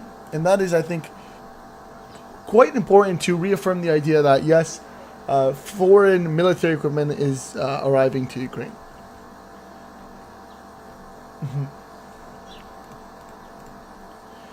Okay. Bella says, David, you mean the 40-mile long convoy? Again, a bit of a debate. But welcome everybody to the channel. Again, I do want to ask that you guys hit the like button. Let's hit 90 likes. Only one like away from that 90 like mark, so it would be fantastic if you guys could really share this stream. Let everybody know what's going on in Ukraine and in Kiev. And like I said, hit the like button, of course. But we are going back here and doing a bit of recap. As of course, you know, tensions are tight and tensions are really high as of this time in the capital of Ukraine as we hit that 7:30 mark in the Ukrainian capital, Kiev. Now, there is cameras located mostly around Kiev, but as well in some other parts of Ukraine. We are keeping a close eye and monitoring basically all the cameras because it is a very critical time in Kiev. Green Wave says, welcome, welcome. Robbie says, welcome, dude. Thank you so much for the fantastic welcome here. But we are keeping a close eye on all the cameras, as you guys know, and we have multiple cameras. The ones that you guys see are 4, but there's another 4. So we're making sure everything is clear on that side of things. As we go ahead and actually head into that 8 a.m. mark, we are going to pay attention to a bunch of things, and mostly being interactions and any types of smoke and air sirens that trigger, because this is an essential time for the government of Ukraine. We could really see Russian forces possibly trying to use this time to invade and destroy a lot of the air defense systems that were threatened earlier in the night. Yesterday we had Putin come out, Vladimir Putin, the president of Russia, come out and clearly say it loud and clear that Russia will take down all the air defense systems of Ukraine, and that they firmly, you know, acknowledge that if the Ukrainian forces do not go ahead and surrender, then they will be pulling out a full-scale invasion on the Ukrainian capital. And that is something that, again, we've seen time on time, Putin repeating those threats, Putin consistently saying, leave Ukraine or else there will be consequences. But yesterday was different. He told the president of Ukraine clearly that they will be going ahead here and destroying all of the equipment, and more specifically all of the air defense systems, whether they are in densely populated cities or not. He's really not going to care about that. What he is going to care about is making sure those get destroyed so that they don't inflict damage on Ukrainian air pilots. Slasher says, what is going on with Ukrainian border patrol and the Indian citizens leaving there? There has been some reports, and again, I cannot speak on behalf of anything, but what I've been reading is that it turns out, possibly, again, unconfirmed, that a lot of colored or certain people are being restricted and not allowed to leave Ukraine because of their ethnicity or religion or color of that some sort. So some people have said they seem to feel some type of systemic racism where they are not allowed to cross the border unless they are of a certain race, religion, and color, and etc. But again, I can't confirm and I can't speak on behalf of that. Noodle says, 6 likes to go. Who will be hero like number 1? Exactly, Noodles. Thank you so much for doing the honors. We're about to hit 100 likes as we go into that 8 a.m. mark. But again, this is a closely monitored time. This is extremely closely monitored. This is where we really are going to start to see some of the most severe attacks occur, especially if Vladimir Putin really holds upon his words. We've heard yesterday Putin come out and tell the president of Ukraine, we are going to be destroying really all of the defense systems in Kiev and in the entire country of Ukraine. And they have been warning that. Yesterday he told the president of Ukraine, Zelensky, and Zelensky went on the news and said it. So whether it's going to happen or not is going to be huge. And I do believe that if he said it, Putin will do it. The same It's mostly like the war that this happened, this Ukrainian war. But if he doesn't do it, oh, and again, look at this, sirens. Didn't we just spoke? I just told you this. I have literally just told this to all you guys. Literally, sirens blaring in the Ukrainian capital, Kiev. And again, this is what we've been talking about as we head into the 8 a.m. mark. This is where it's the most essential for some rocket fire and what sounds to be like gunshots. Again, sirens blaring in the capital of Ukraine, Kiev. We literally said this. And again, this is what we're talking about. I told you guys, Russia is serious. When they warned the Ukrainian president, they didn't mean no jokes. And we've seen this happen time on time. Russia's gonna now go in, try to strike every single air defense system. And a lot of these air defense systems, and this is the sad part, is they're located in densely populated areas like Kyiv and Kharkiv and a lot of densely, highly populated areas. And so having these types of attacks really means heavy bombardments and severe, and I mean, I definitely want to emphasize severe civilian casualty. And that's the saddest part about all this. Guys, share this and hit the like button. We need everybody to like this and share this. We need people to know what's going on. This is an essential part. Just came back, Azar says. Sasha says, that's unfortunate. I'm really out of the loop, so it's good to hear what's going on. I'll just take it with a grain of salt for right now. Yeah, again, Slasher says no way. Yeah, exactly. This is what we're talking about, guys. Russia will not stop. And Damon says, Russia will not stop. Ukraine should have surrendered on Ukraine's president wants people to die. This is what we're talking about. Russia is now bombarding the heck out of Ukrainian cities in all sorts and kinds of bombs. We've seen them use illegal bombs. And bombs that can literally obliterate. Again, they're not nuclear weapons. They're on the lower scale, but they're still heavily, damaging bombs. And those are going to be used right now. Those are going to be used right now to try and destroy this air defense systems that are in Kiev and that are in Ukraine. The saddest part, once again, is the warnings that Putin has said. Putin has said people get out of Kiev, and now we are really starting to see, him bombard the heck out of Kiev. Kiev is going to be heavily bombarded as well as any different city or any place that carries any air defense systems. And the idea here is that they want to dominate the air. They want to dominate the Air Force so that they can, their next step can be followed through. And what's the next step, you may ask? The next step is to start carpet bombing basically any city they want into surrendering. Again, and I don't know if you can hear this, but you can hear airplanes in the sky. You can hear airplanes in the sky, fighter jets. Damon says Russia was only using small bombs. The real war has just begun. Exactly. This is really serious time. Really serious time. And again, this is, I think the sirens are now off again, but this is serious. This is only the beginning of the real war. The real war hasn't even started. The real war begins when Russia decides that, Ukraine has no hope and that the Ukrainian resistance is not going to give up. And that's when you will see real war. And that's when you'll see casualties skyrocket. And that's the worst part.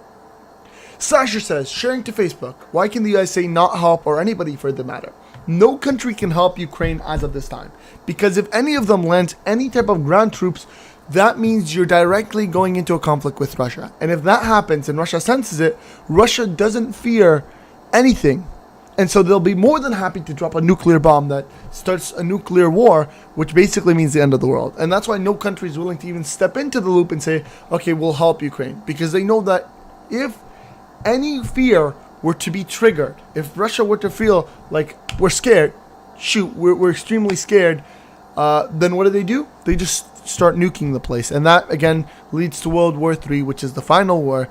And that end result really is the end of the world.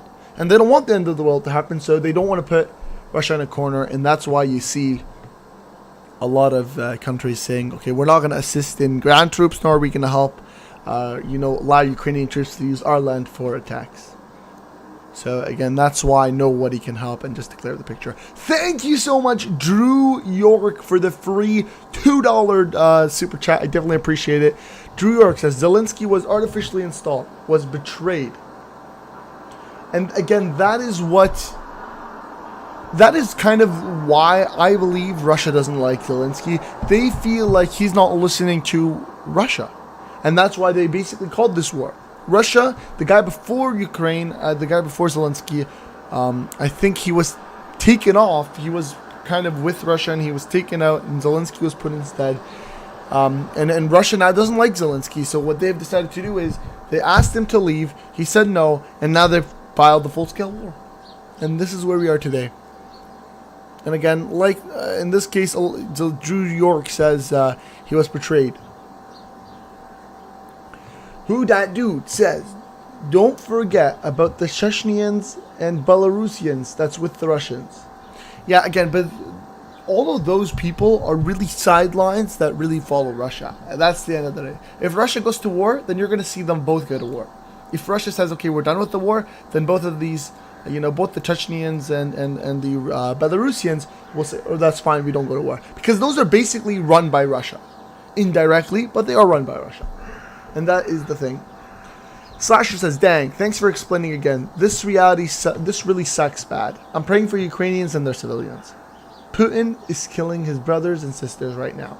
And he doesn't even care, it seems like. Again, to Putin, and I have to go back and reference the idea that, like you said, a lot of these Russians and a lot of these, Ukrainians are very closely knit. Ukraine, at some point, if there was a family, half of it would be in Russia and half of it would be Ukraine. That's how close they are. So a lot of families have siblings or family members that are in Ukraine and they're in Russia. And that's how close, in terms of, population, both of these populations are extremely good to each other. They're friends, they're family, relatives. Really the big issue right here that we're seeing and the real cause of this conflict is really the fact that Russia has problems with the government. Both governments dislike each other, and that's really causing this war. In terms of people, at some point I was watching a video during this invasion, when the invasion first started. What happened? Literally, we were watching Ukrainian troops, drive right past Russian troops, and not a single gunshot was fired. Why? Because both of these people, they don't really hate each other. It's the governments that are having issues, and they, as soldiers, are forced to abide by the rules of the higher-ups. Drew York says, you're very smart. Thank you so much, man. I definitely appreciate it. Who Dat says, the Gremlin from the Crimeo. Tater Tot says, the membership link won't let me click. It's a join button. Quack says it's a join button, yeah. It's a join button, and if you want to Tater Tot, there's also a link in the description. It says... In the link in the description, it says join button, I think. It says join the channel at the very bottom of the description. Or after join the Discord, it says join the channel. And you can click on that and join the channel. Slasher says, Tater Tot, if you're on mobile, glitches out sometimes. Try going on desktop. Tater Tot says, I'm on an iPad. But yeah, this is what we're talking about in terms of really the importance right now of understanding the real conflict and understanding, more importantly, what we can see in the next few days and what we're going to see in the next few days. Really expect an intensifying attack on Ukraine, and more importantly, on any parts of Ukraine that have air defense systems. And more important than that is expect significant attacks on any place that carries any important or critical use to the Ukrainian military. Things like seaports, like Odessa right now, which is right now taking insanely heavy shellings, and literally right now sieged through water and land. It's a port. It's the only port left for the Ukrainians, and it is now sieged and is going to get taken over by the Russians. That's what's happening. Then what happens after all the seaports? Guess what? I have a very high feeling that the next step after those seaports is one spot, the Poland border. And once the Poland border and seaports are done, and again Romania's border is significantly small, they'll be able to capture it in a very short period of time. That's it. No more weaponry can come into Kiev. No more weaponry can assist the Ukrainian government. And that again leads to really the destruction of the government. And that is, of course, by the time they've done that, Kiev would have fallen anyways. So you have to understand that the morale of the Ukrainians are going to be destroyed. They're going to lose power, and overall Russia is going to really take on Kiev, or really take on Ukraine. Okay, Damon says Ukraine is using humans and civilians against Russia and using this as fake news that Russia is hurting civilians. If people attack on Russian soldiers with cocktails, then they are not civilians. Drew York says, are we taking shots for every siren we hear? It's a game. Slasher says, Drew York, aren't shots a celebrity ordeal? But guys, make sure you hit the like button and you subscribe to the channel. Of course, share this to your friends and family. Let them know what's going on in Ukraine. Oh, this is such a milk. Shots of milk. Cups of water. How about you drink a cup of water for every time you hear a siren? Imagine how healthy you'd get. But guys, we are back streaming to you guys from Ukraine, showing you what's going on after heavy amounts of shelling, rocket fire, and fighter jets in the sky of the Ukrainian capital, Kiev. We earlier were hearing sirens just minutes ago as Ukrainian troops again shelled and attacked different positions in Kiev to really try and destroy some of their air defense systems. This also comes as the Russian president announces to the Ukrainian president that all their defense systems will be shot down in the next day. That was said yesterday. So there's an expectation that today you will see some insane amounts of attacks on Kiev and on any city that is hosting any type of air defense system. And of course, one of the biggest and main cities that is hosting that air defense systems, is Kiev. But yeah, so we're going to be paying close attention to all of that, of course, making sure that we really catch, anything that really happens during this situation.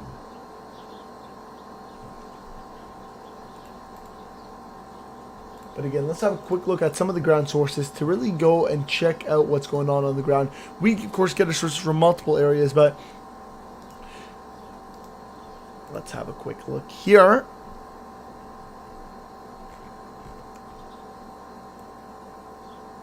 Okay, so there is some breaking news here, guys. Russia officially said to open humanitarian corridors. The Russian military will hold fire and open humanitarian corridors in several Ukrainian cities, including the capital, Kiev, at 1,000 Moscow town, 7 GMT on Monday. You know what this means, right?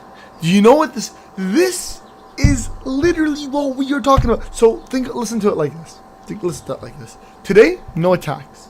Right? Today, no attacks. 24 to 48 hours. After that, complete flatlining of Ukrainian capital. That is what happened in so many, wars that Russia has won into. So there is a ceasefire.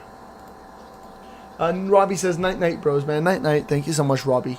Definitely appreciate it. Welcome to the member squad, and hopefully we'll see you on next time on our stream. Damon says, will sanctions be effective on Russia? No. I suppose because the oil price is skyrocketing. Oils will be, Russian sanctions. It really depends how you want to look at it. Will prices eventually rise? Eventually, yes.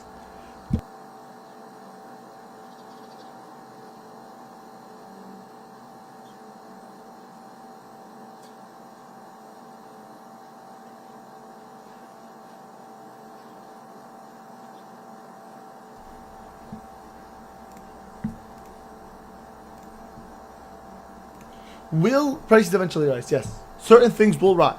Things like oil, though, will crash. So it's going to balance out. But on top of that, think about it like this.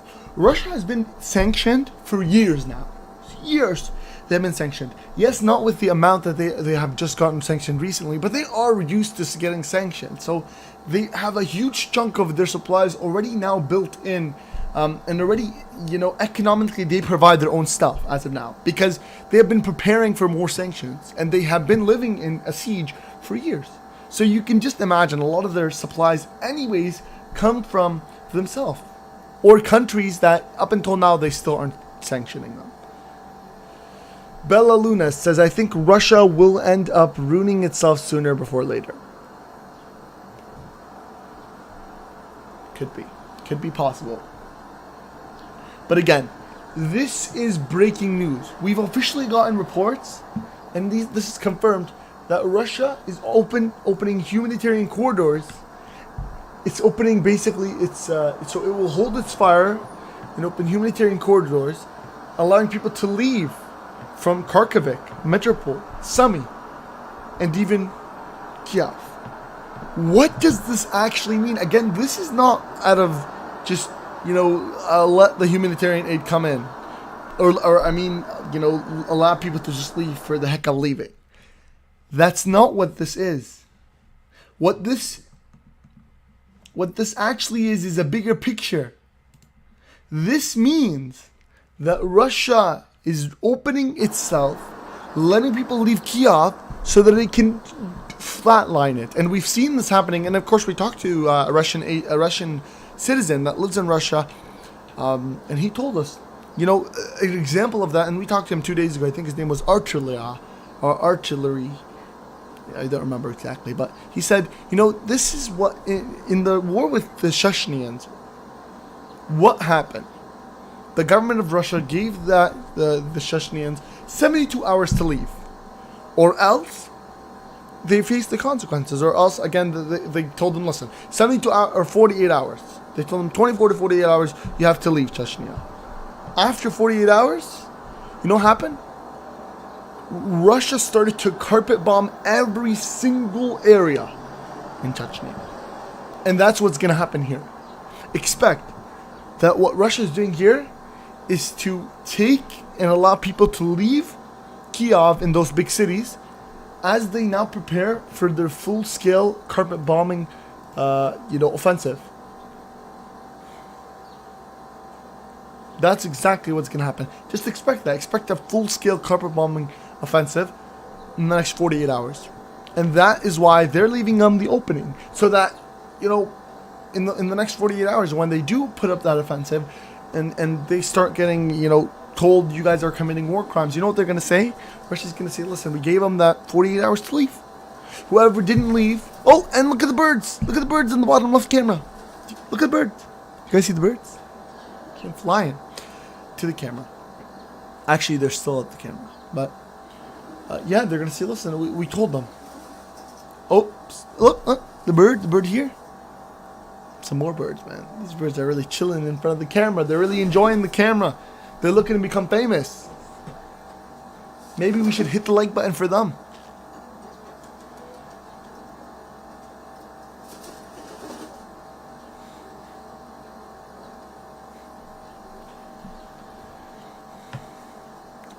Slasher says, Bella Luna 22, if anything, this makes Russia 100 times stronger. Ukraine is a major contributor in the Soviet Union. Yeah, exactly. Ukraine was definitely a major contributor in the Soviet Union.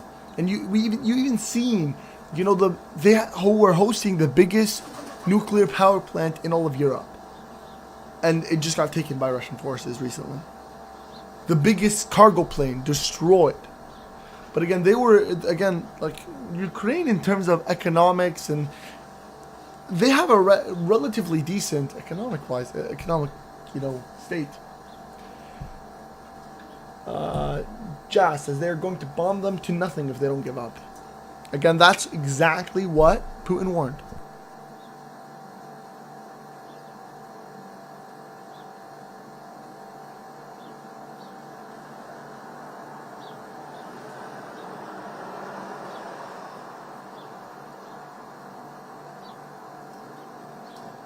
Putin literally made it clear, and he said in a statement that the entire statehood of Ukraine is at risk if the Ukrainian resistance proceeds the way it is.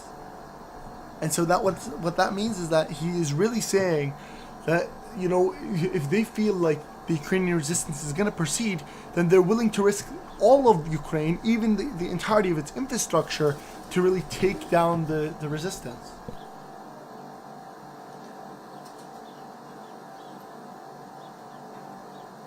And that definitely doesn't look good in terms of civilian casualties.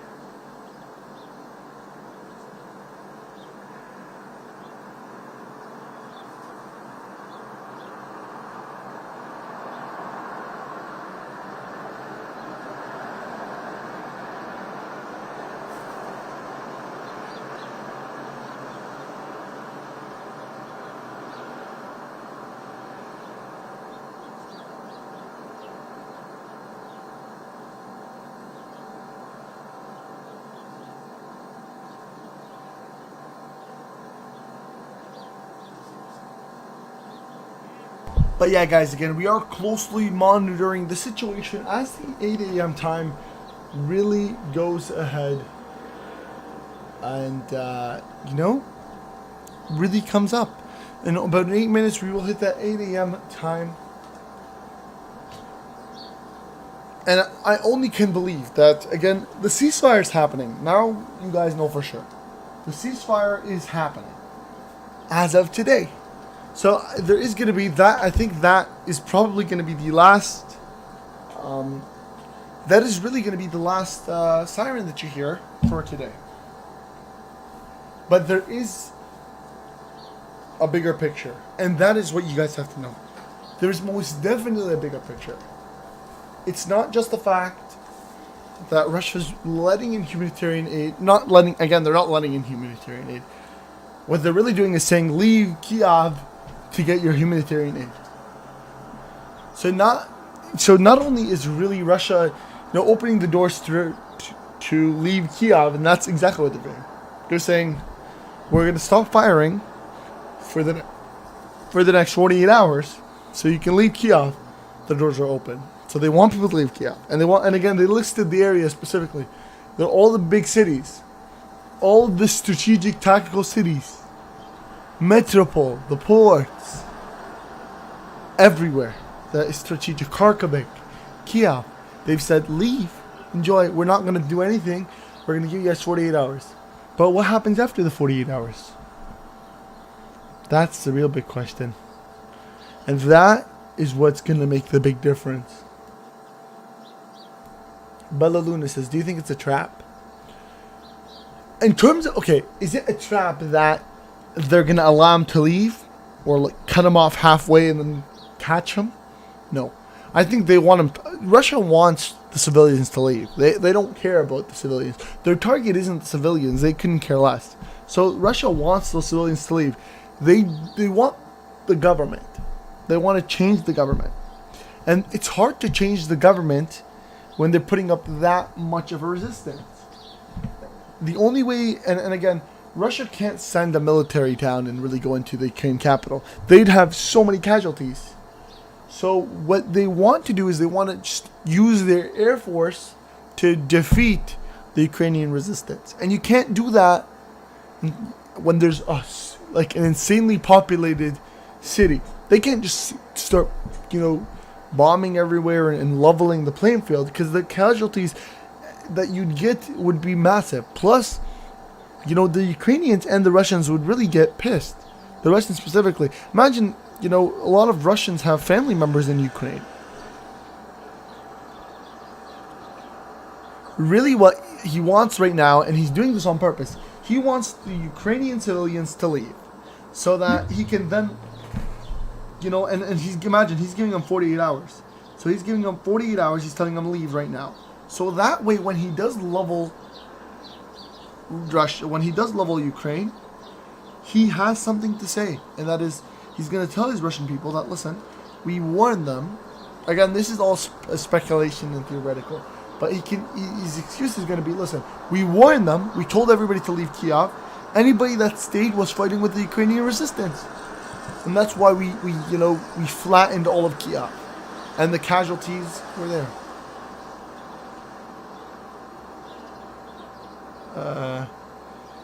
Brett says, didn't he already put up a ceasefire and broke it? He already killed hundreds of children. Yes, this is trap so Putin can have more kid trophies. Again, Damon says, Russia wants to rule. Why will Russia hurt civilians? Again, Russia doesn't care about civilians. Really, at this point, Russia doesn't care. Russia kind of wants them to just leave so that they can, be able to take down the Ukrainian resistance. That's their sole goal right now. They do not care about Russian civilians. To them, it's actually not good, because the more civilians that you get, the more people want to join the resistance and fight against Russian troops. And so they don't want civilian. Actually, they do not want civilian casualties. But guys, I definitely appreciate only 6 likes, and we'll hit 110 likes. So if you guys could help us out by hitting that like button, would be greatly appreciated. And maybe you can share this to your friends and family. Let them know what's going on in Ukraine and in Kiev. And if you want to top everything up, just a super chat would be nicely looking. But again, we are paying close attention to all of that. Ooh, we just got 105 likes. We are paying close attention to that, and to again all the cameras in Kiev as we hit that 8 a.m. mark. It's currently 7:58 in Kiev, so it is very close to that 8 a.m. mark, about 2 minutes away now.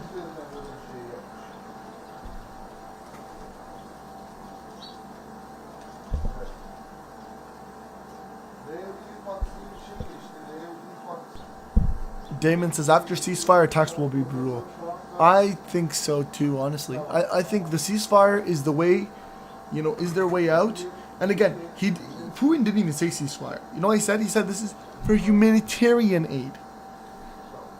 So he doesn't even want to make it seem like a ceasefire. He's basically, again, this is his way out. So that the world doesn't say, look, he just bombarded these densely populated cities. This is his way out. What he's saying is, leave Kiev, and he said Kiev, Kharkiv, Metropole, all these cities. There is a 48-hour truce. He didn't even say truce. He said Russia will hold fire for 48 hours in these areas for humanitarian purposes, so leave. And that way he can play the excuse. We told people to leave. We give them 48 hours, humanitarian aid. There you go.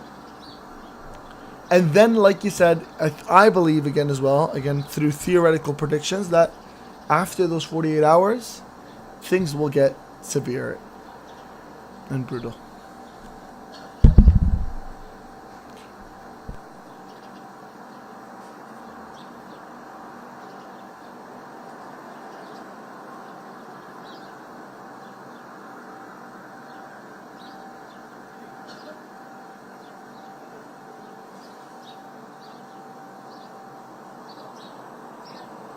Again, we're just closely monitoring the situation as of now.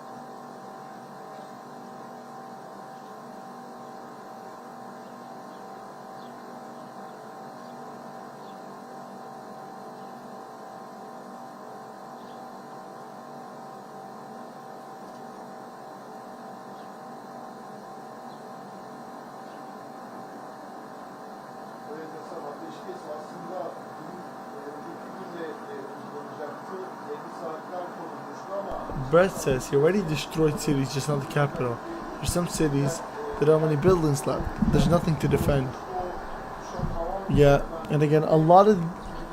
See, right now, the places that he's hit, he's got a few strategic ones, but really a lot of the people ran to Kiev. A lot of the military stayed and based in Kiev. Because Kiev is Ukraine. And again, I don't know if you guys can hear that, but there's airplanes in the sky.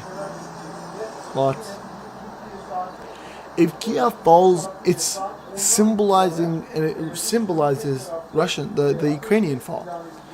I wouldn't be shocked if you tell me 90% or 95% of the Ukrainian military is based in Kiev. Because really, a lot of them are based in Kiev.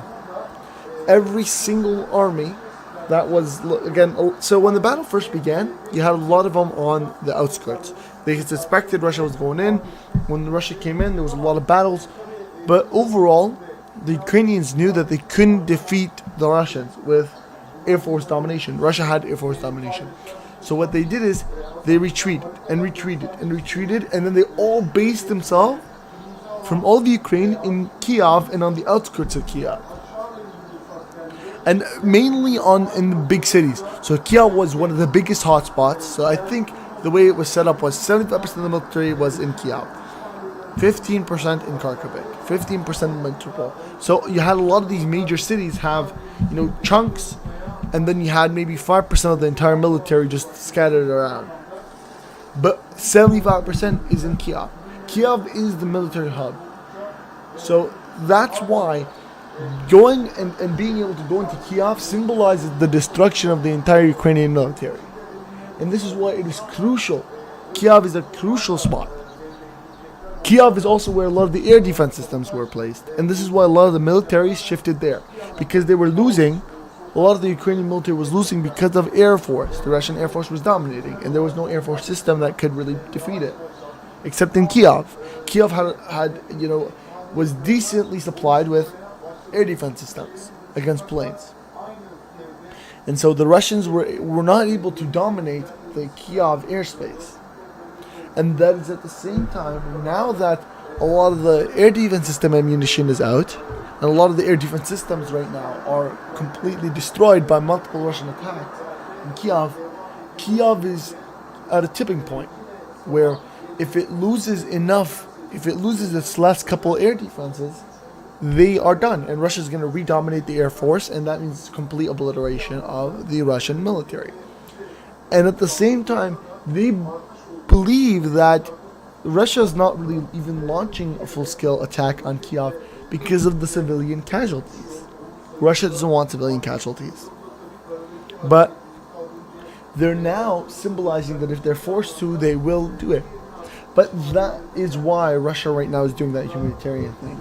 They want people to leave so that they can really, hit Kiev hard, destroy their air defense systems, and finish off the last Kiev military, or the last Ukrainian military, and that would symbolize the destruction of Ukraine. And basically, if Kiev is captured, Ukraine would surrender as a whole. Because there would be no military. The military is all based in Kiev, or not a majority of it. And again, it's been so hard for Russia to capture Kiev as of now. They've tried and tried and tried. Their only way is to literally destroy everything. And that's why they can't destroy everything when they're civilians, and so they're trying to take them out before they really go in full force. And this is what the ceasefire is for. 48 hours, the next 48 hours of ceasefire. Then after that, expect an insanely brutal rampage by Russian forces all across the big cities, and more specifically Kiev. Evan says, we're too easy. It's so easy.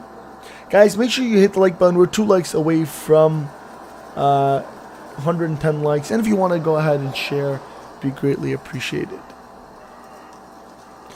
Damon says, West played with Zelensky and he thought Russia is nothing now. And he tried to Russia. Alright guys, so I think I'm gonna, leave for now. I'm gonna take a bit of a break and then I might come back. Yeah, give me a bit.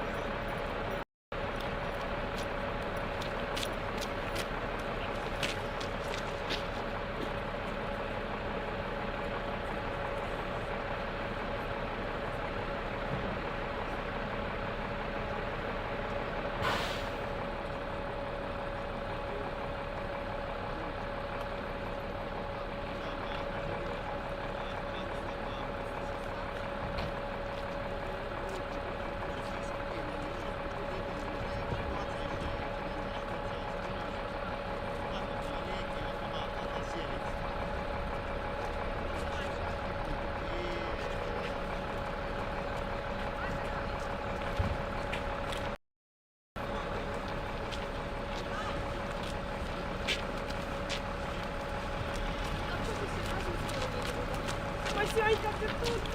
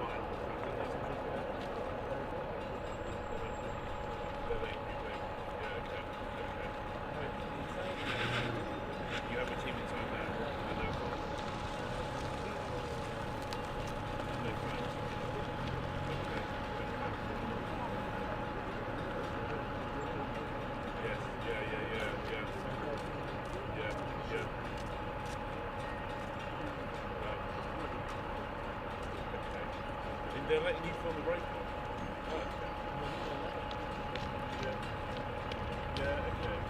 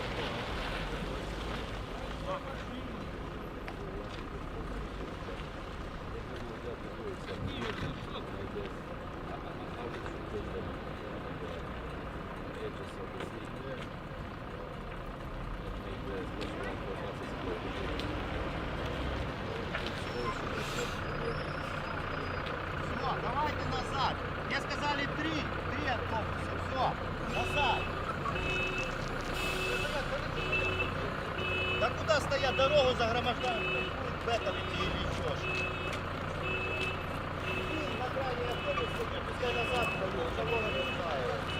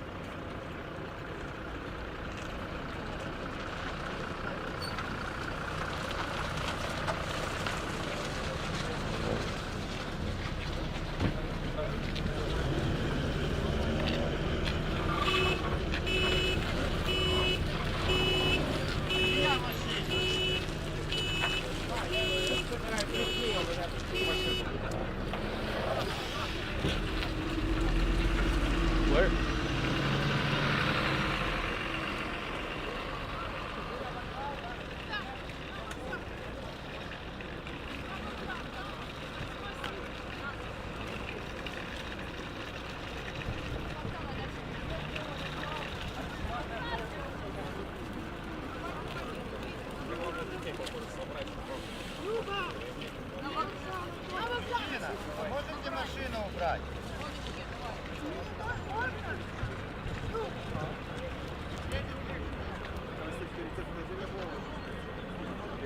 Мужчина, можете машину убрать?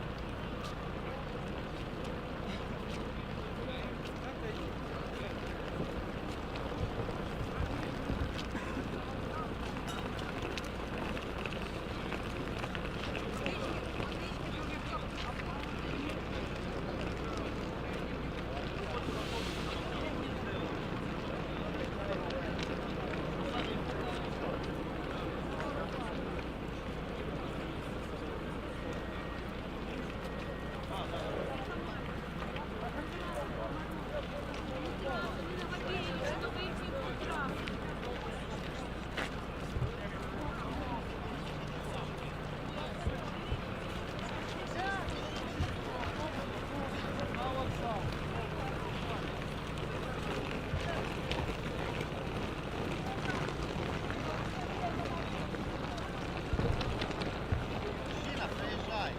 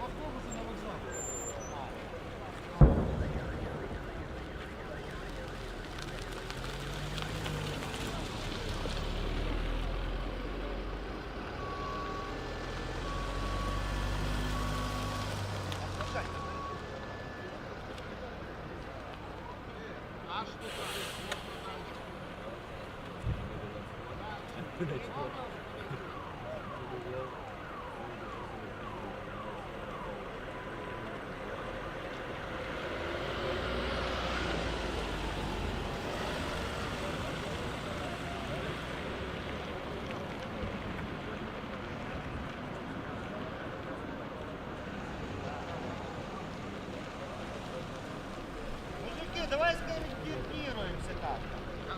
Координируемся. Давай. Лесу пропускаю, легковые не пропускаю. Да? Все, проехали, проехали. Я оттуда не вижу.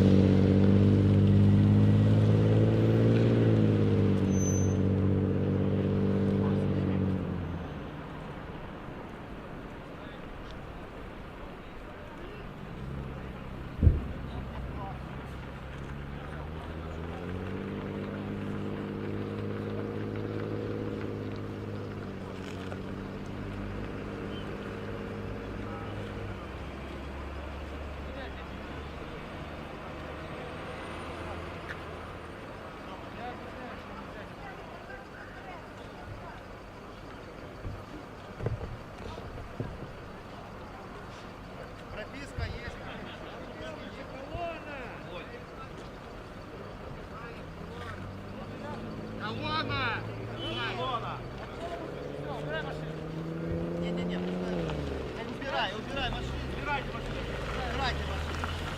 Вот.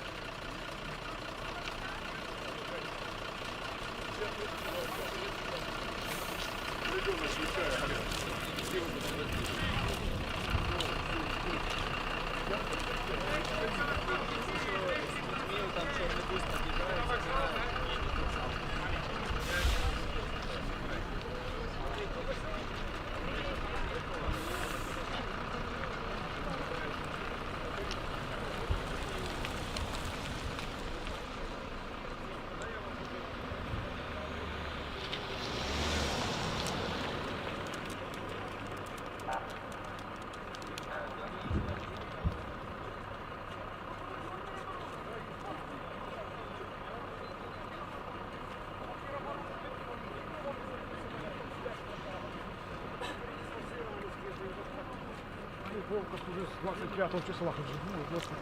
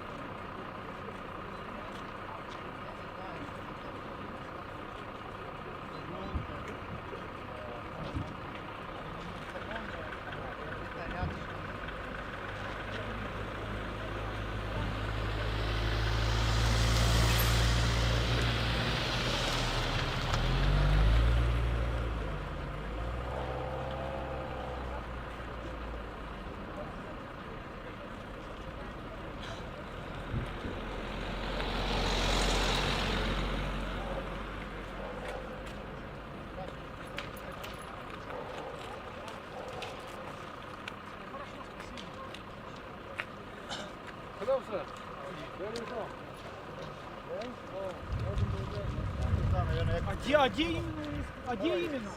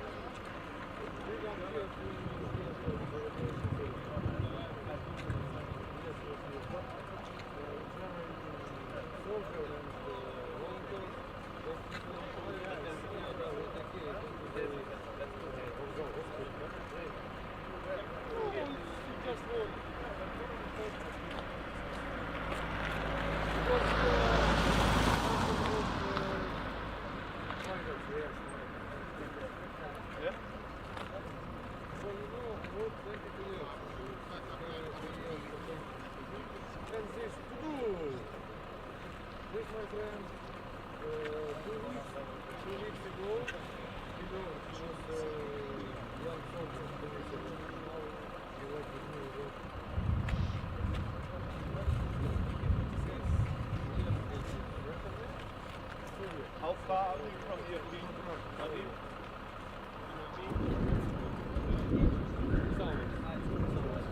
Five kilometers. 4,800. Kilometers. What can we?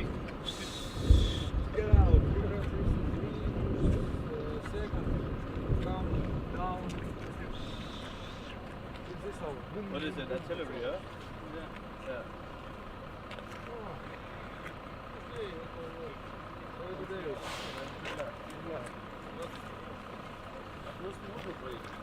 Вы приехали?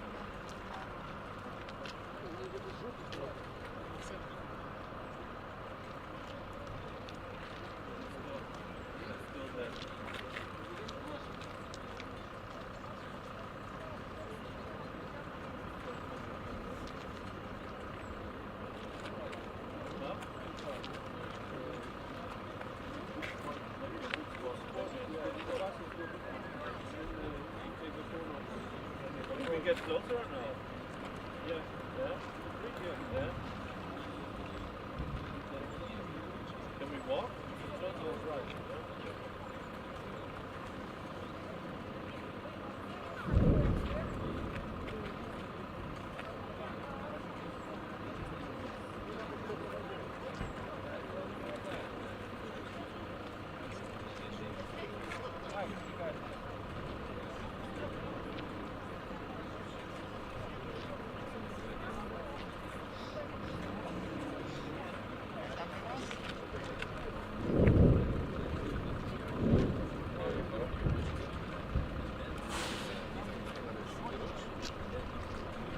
Bei dem, I think I got my wallet in the park.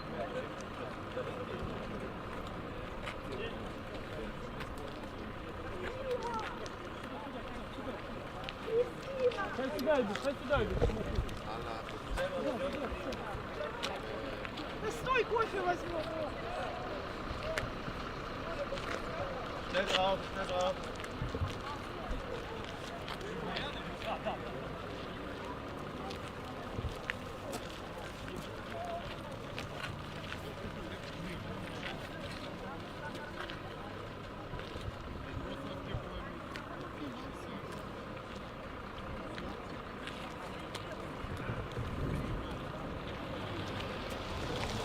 Bei ihr fliegt so mal, das sind ja nur die Szenen, die hier einer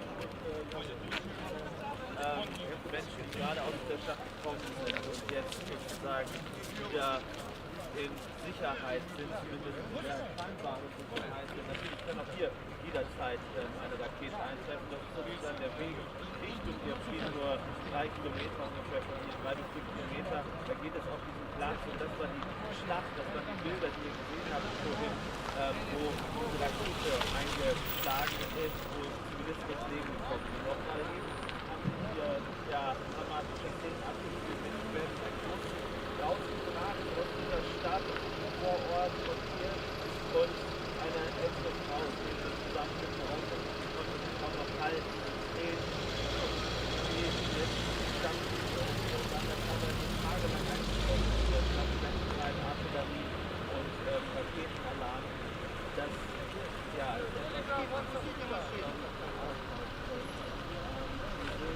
teilweise von der Seite immer wieder der Korridore offen sind tatsächlich kein Problem für Menschen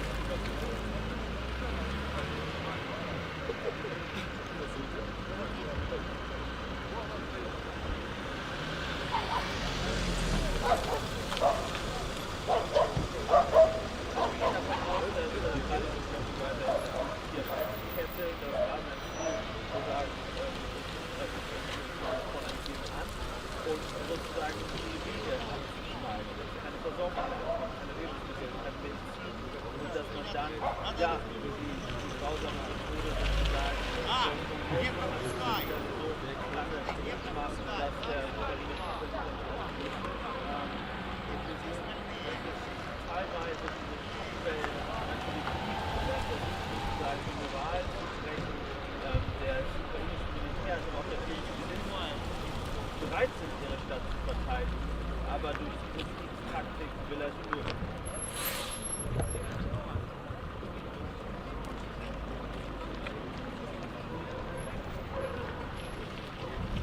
Ja, wir sehen jetzt hier hinter mir zum Beispiel, wie einer der Busse rauskommt. Wir hören im Hintergrund auch andere, ein bisschen weiter weg. Mit diesem Bus werden jetzt die Leute hier rausgebracht.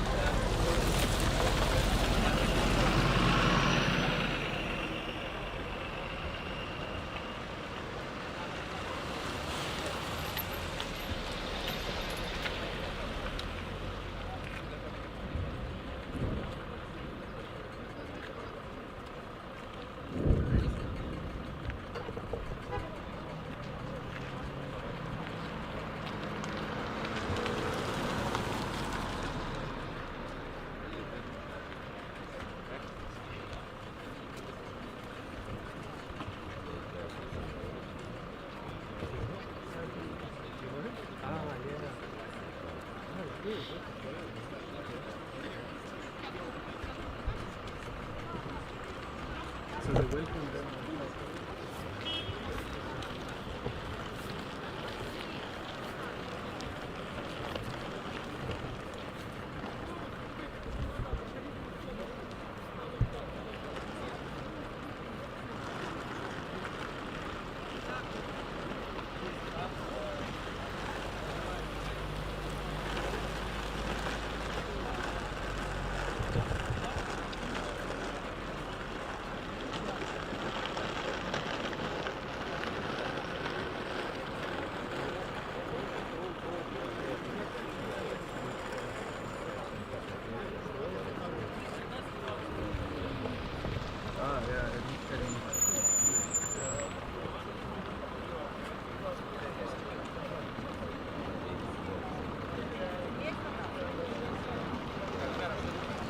I saw one dog going out of the bus, he was looking crazy.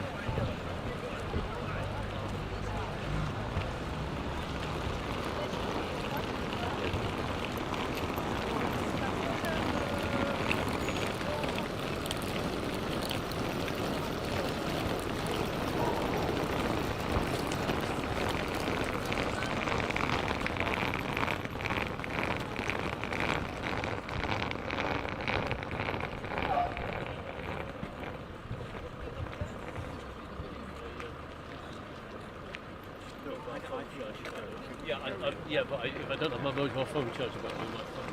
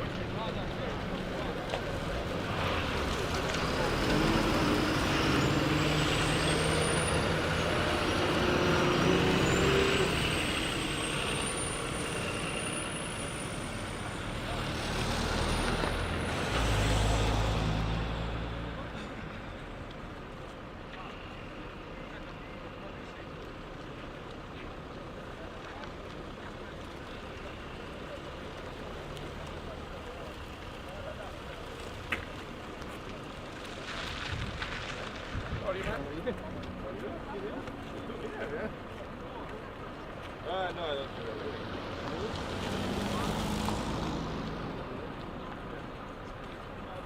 You see the news about the humanitarian, but only to Belarus and Russia.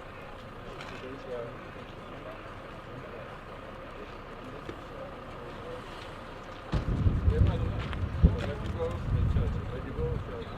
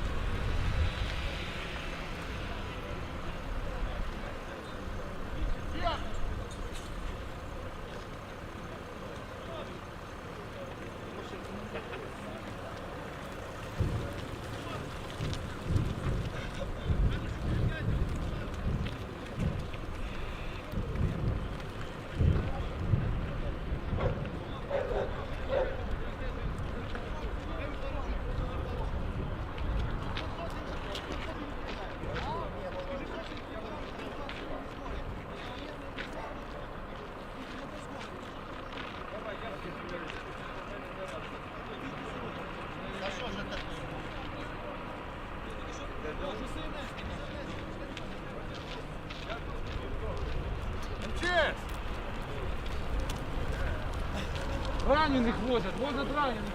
Раненый, вам сюда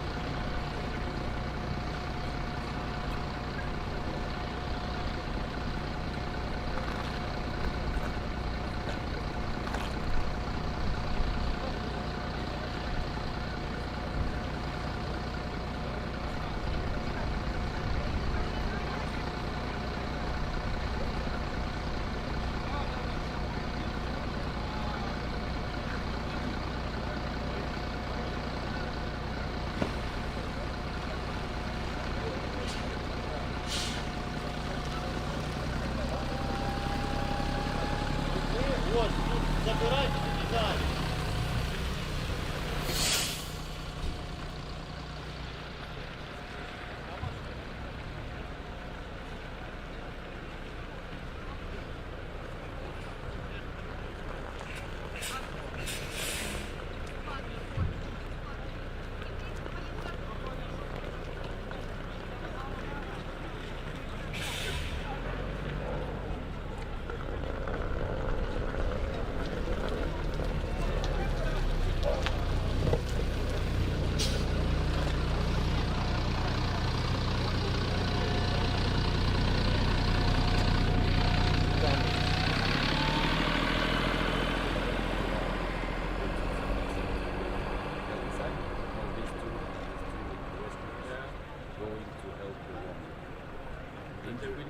There, where is the wounded?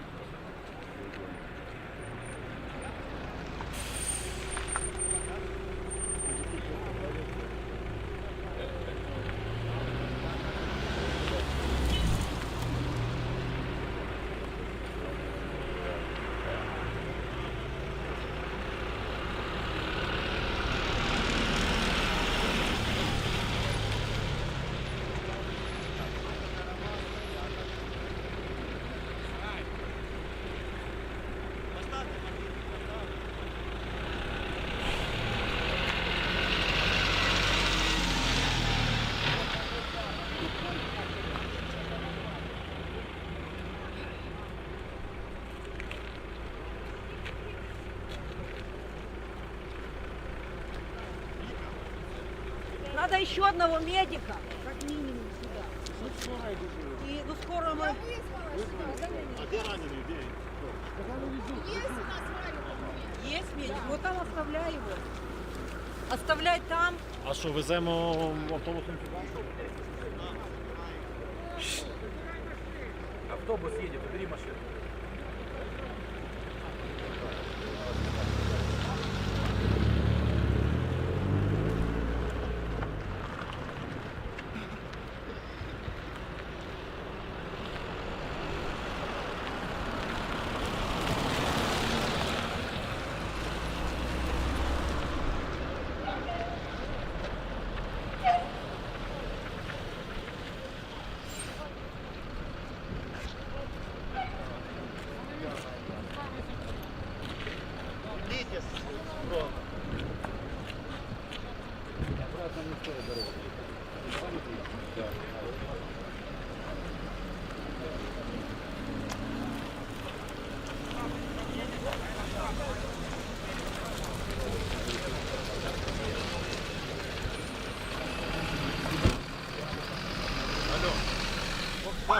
я тут от преса стоїть, я полонив. Назад вернись. Так, а... Да, де ти? Та я стою от возле там, де блоки зложені.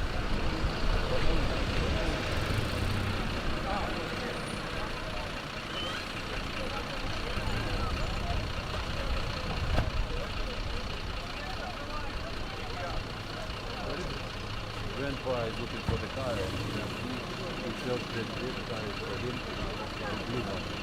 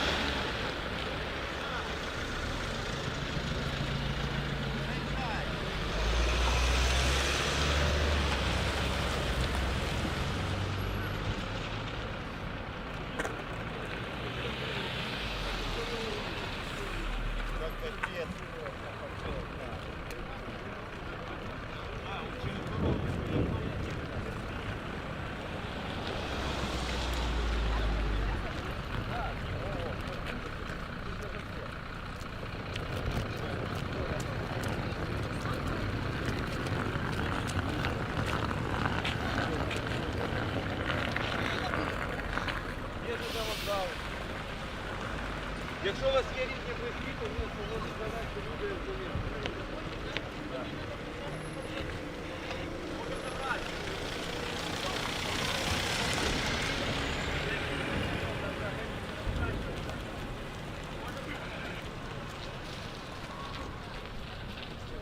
А чиї та машина?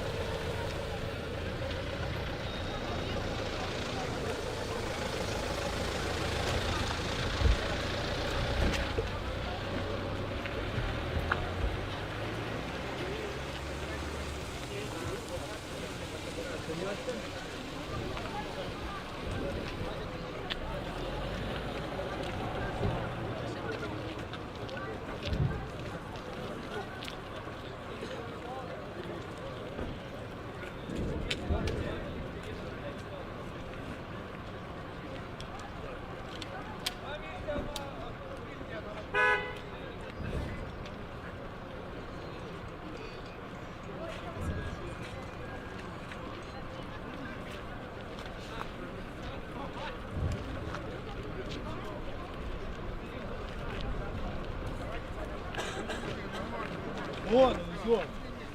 Миша, что ты быстрее, может чуть долго идем.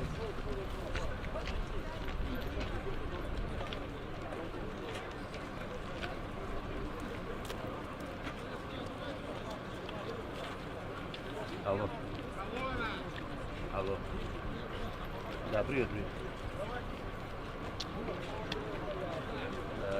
Так, вас оттуда забрать. Алло. А вы?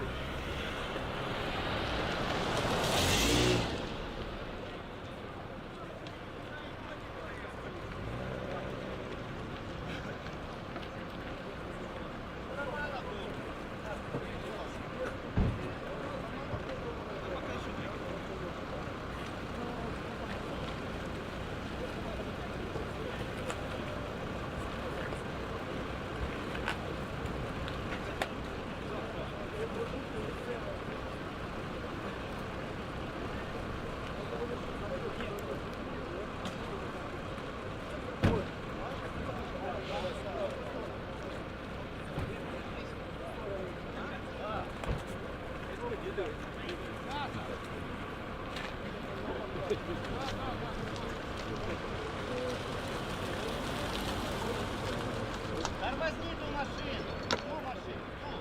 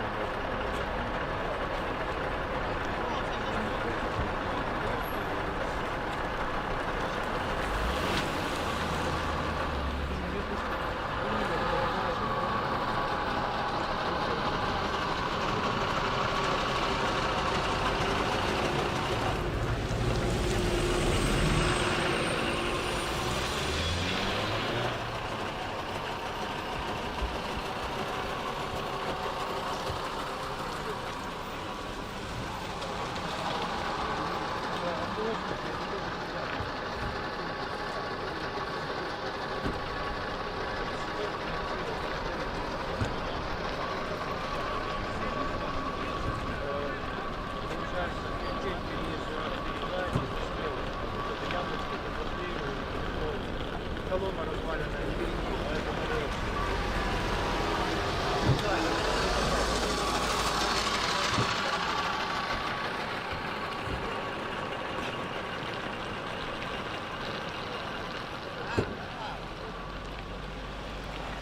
Подойдешь, как-нибудь поговорили. Давай.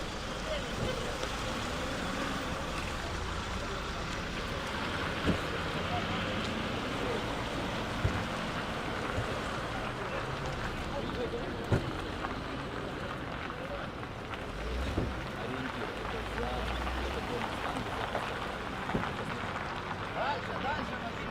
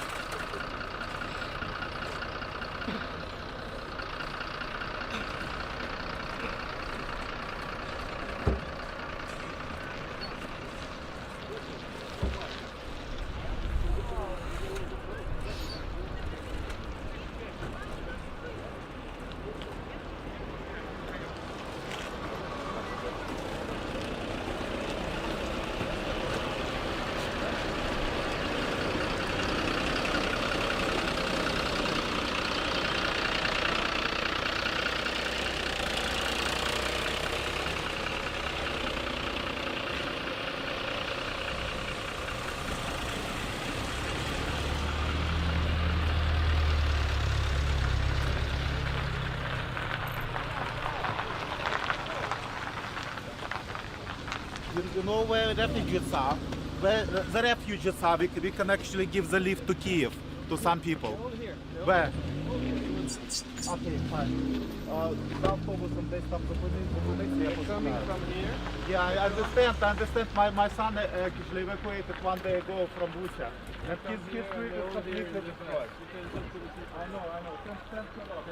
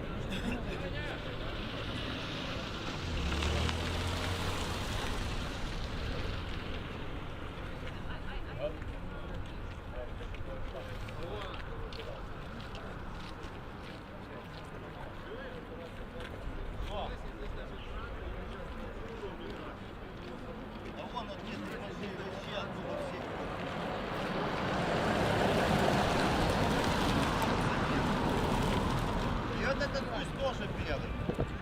Вот скоро начнем туда сейчас ездить. пожалуйста, в сторону. Да. Если мои начнут, то туда.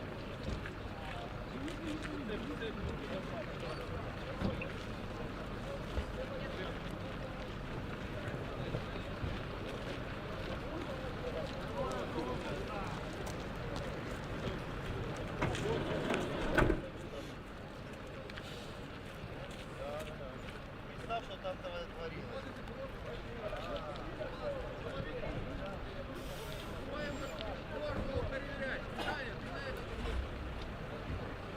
Возим сюда.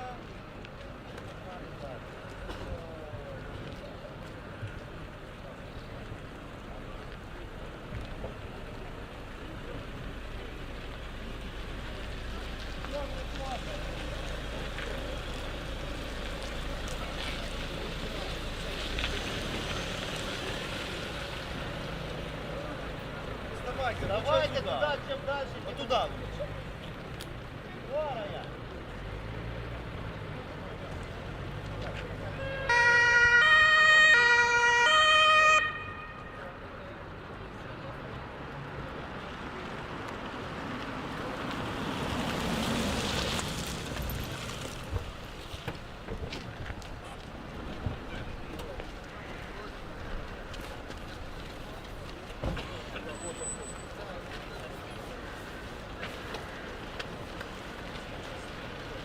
Не забываем вещи.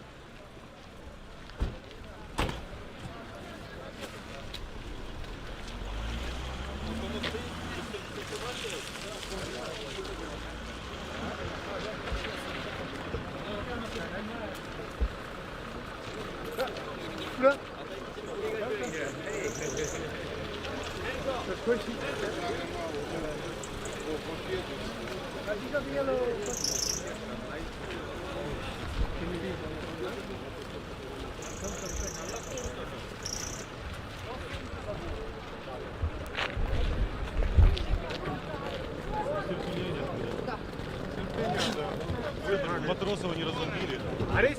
Я не знаю, мы 12 дней мы... Мы на 10-й линии, там... 5-я линия. А там центр... А, центр что вы имеете в виду? Когда немножко вот, сторона Гастомный бункер. А, я понял. Заезжаем, там... Я понял.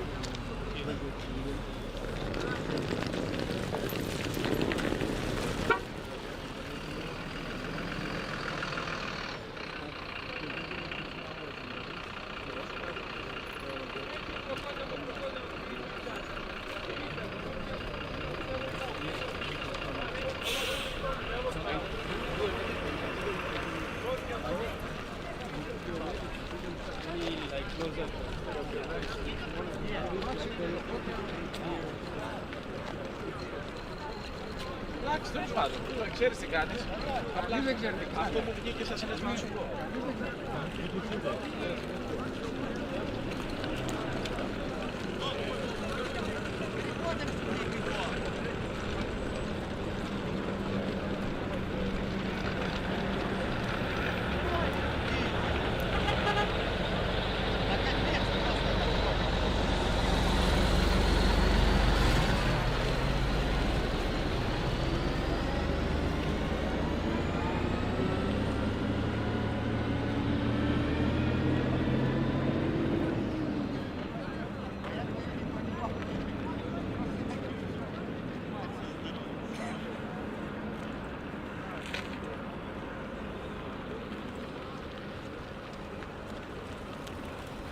Куда в конец? Куда в конец? Конец оставляйте. Ходят, все оттуда ходят, тут забираете. Вот это все люди хотят туда прорваться. Вы представляете бардак? Да, забирать туда людей, автобусы, собачки, все вывозят. Да. Куда в конец? Да, не становимся. Дальше.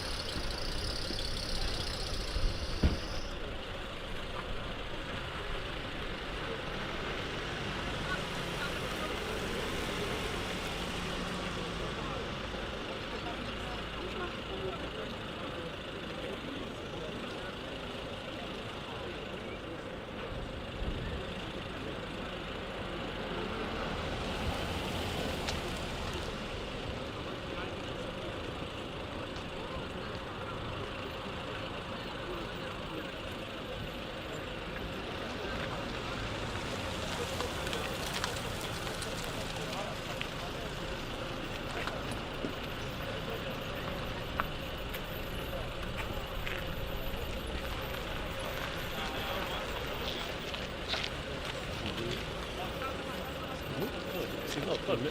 I'm so sorry. Pardon me.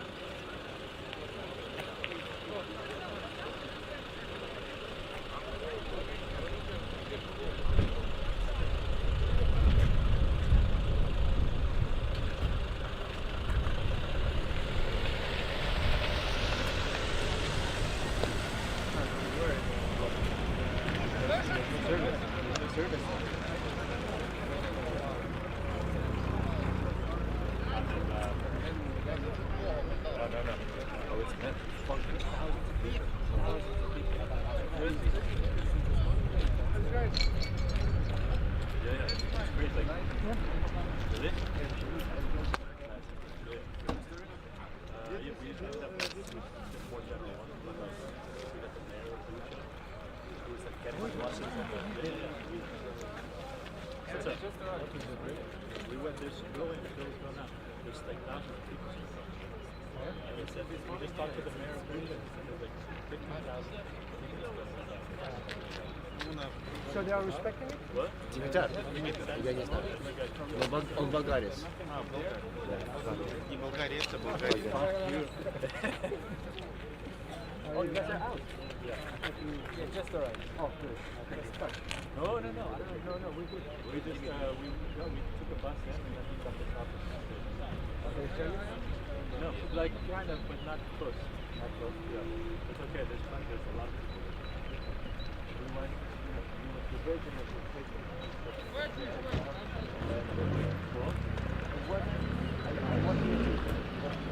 wasn't like not like people are urban. It was like young. It was like a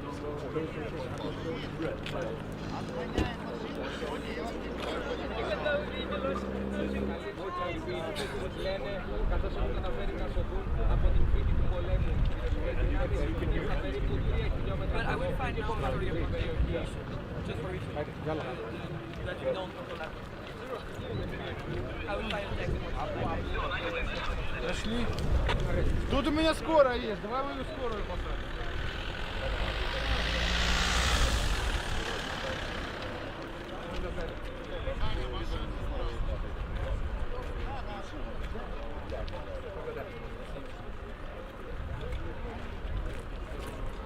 Ils sont toujours.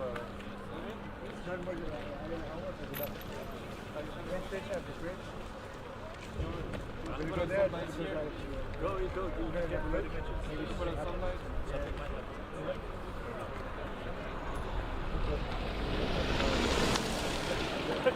I was like, so that, I was like, you should shut up.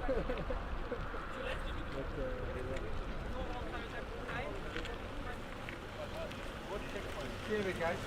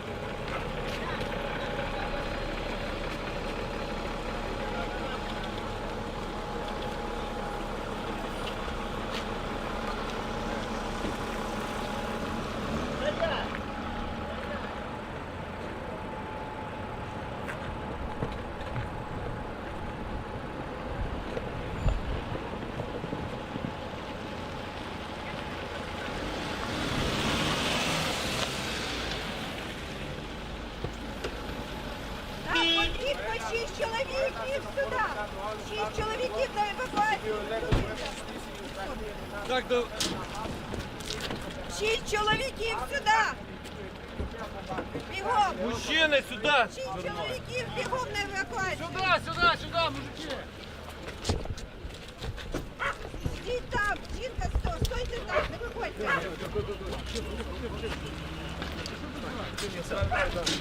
Так, під за ручки збоку взяли і опустили легесенько. Тримайте, підняли, 3-4. Піднімайте. Підняли, піднімай. Вище, ну вище. Назад верніть. Все, піднімаємо. Оп, ставимо. В сторону. Кресло його. Так, люди сюди, все опускаємо. Все. Давай сюди.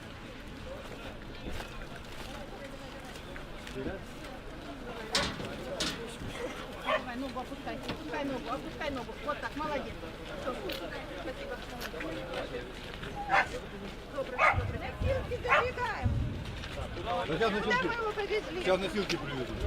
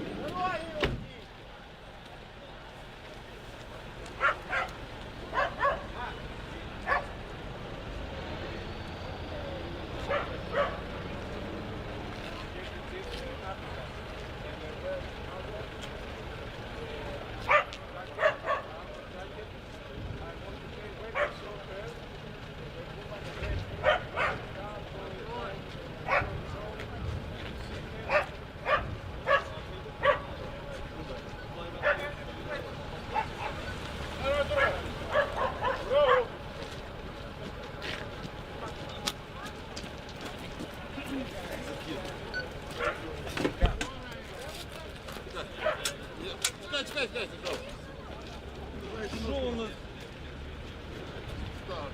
Надо другу сторону попасть. О.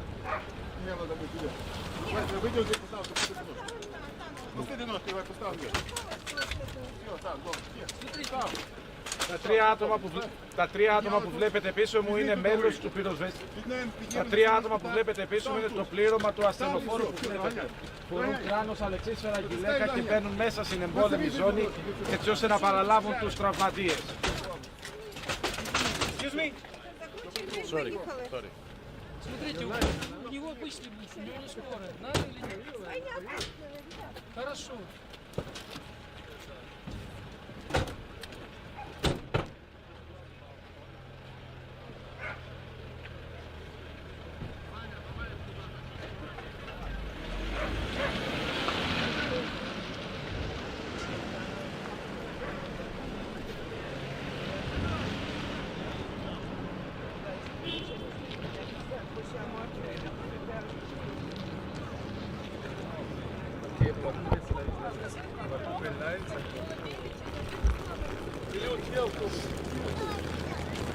Мы успели, они не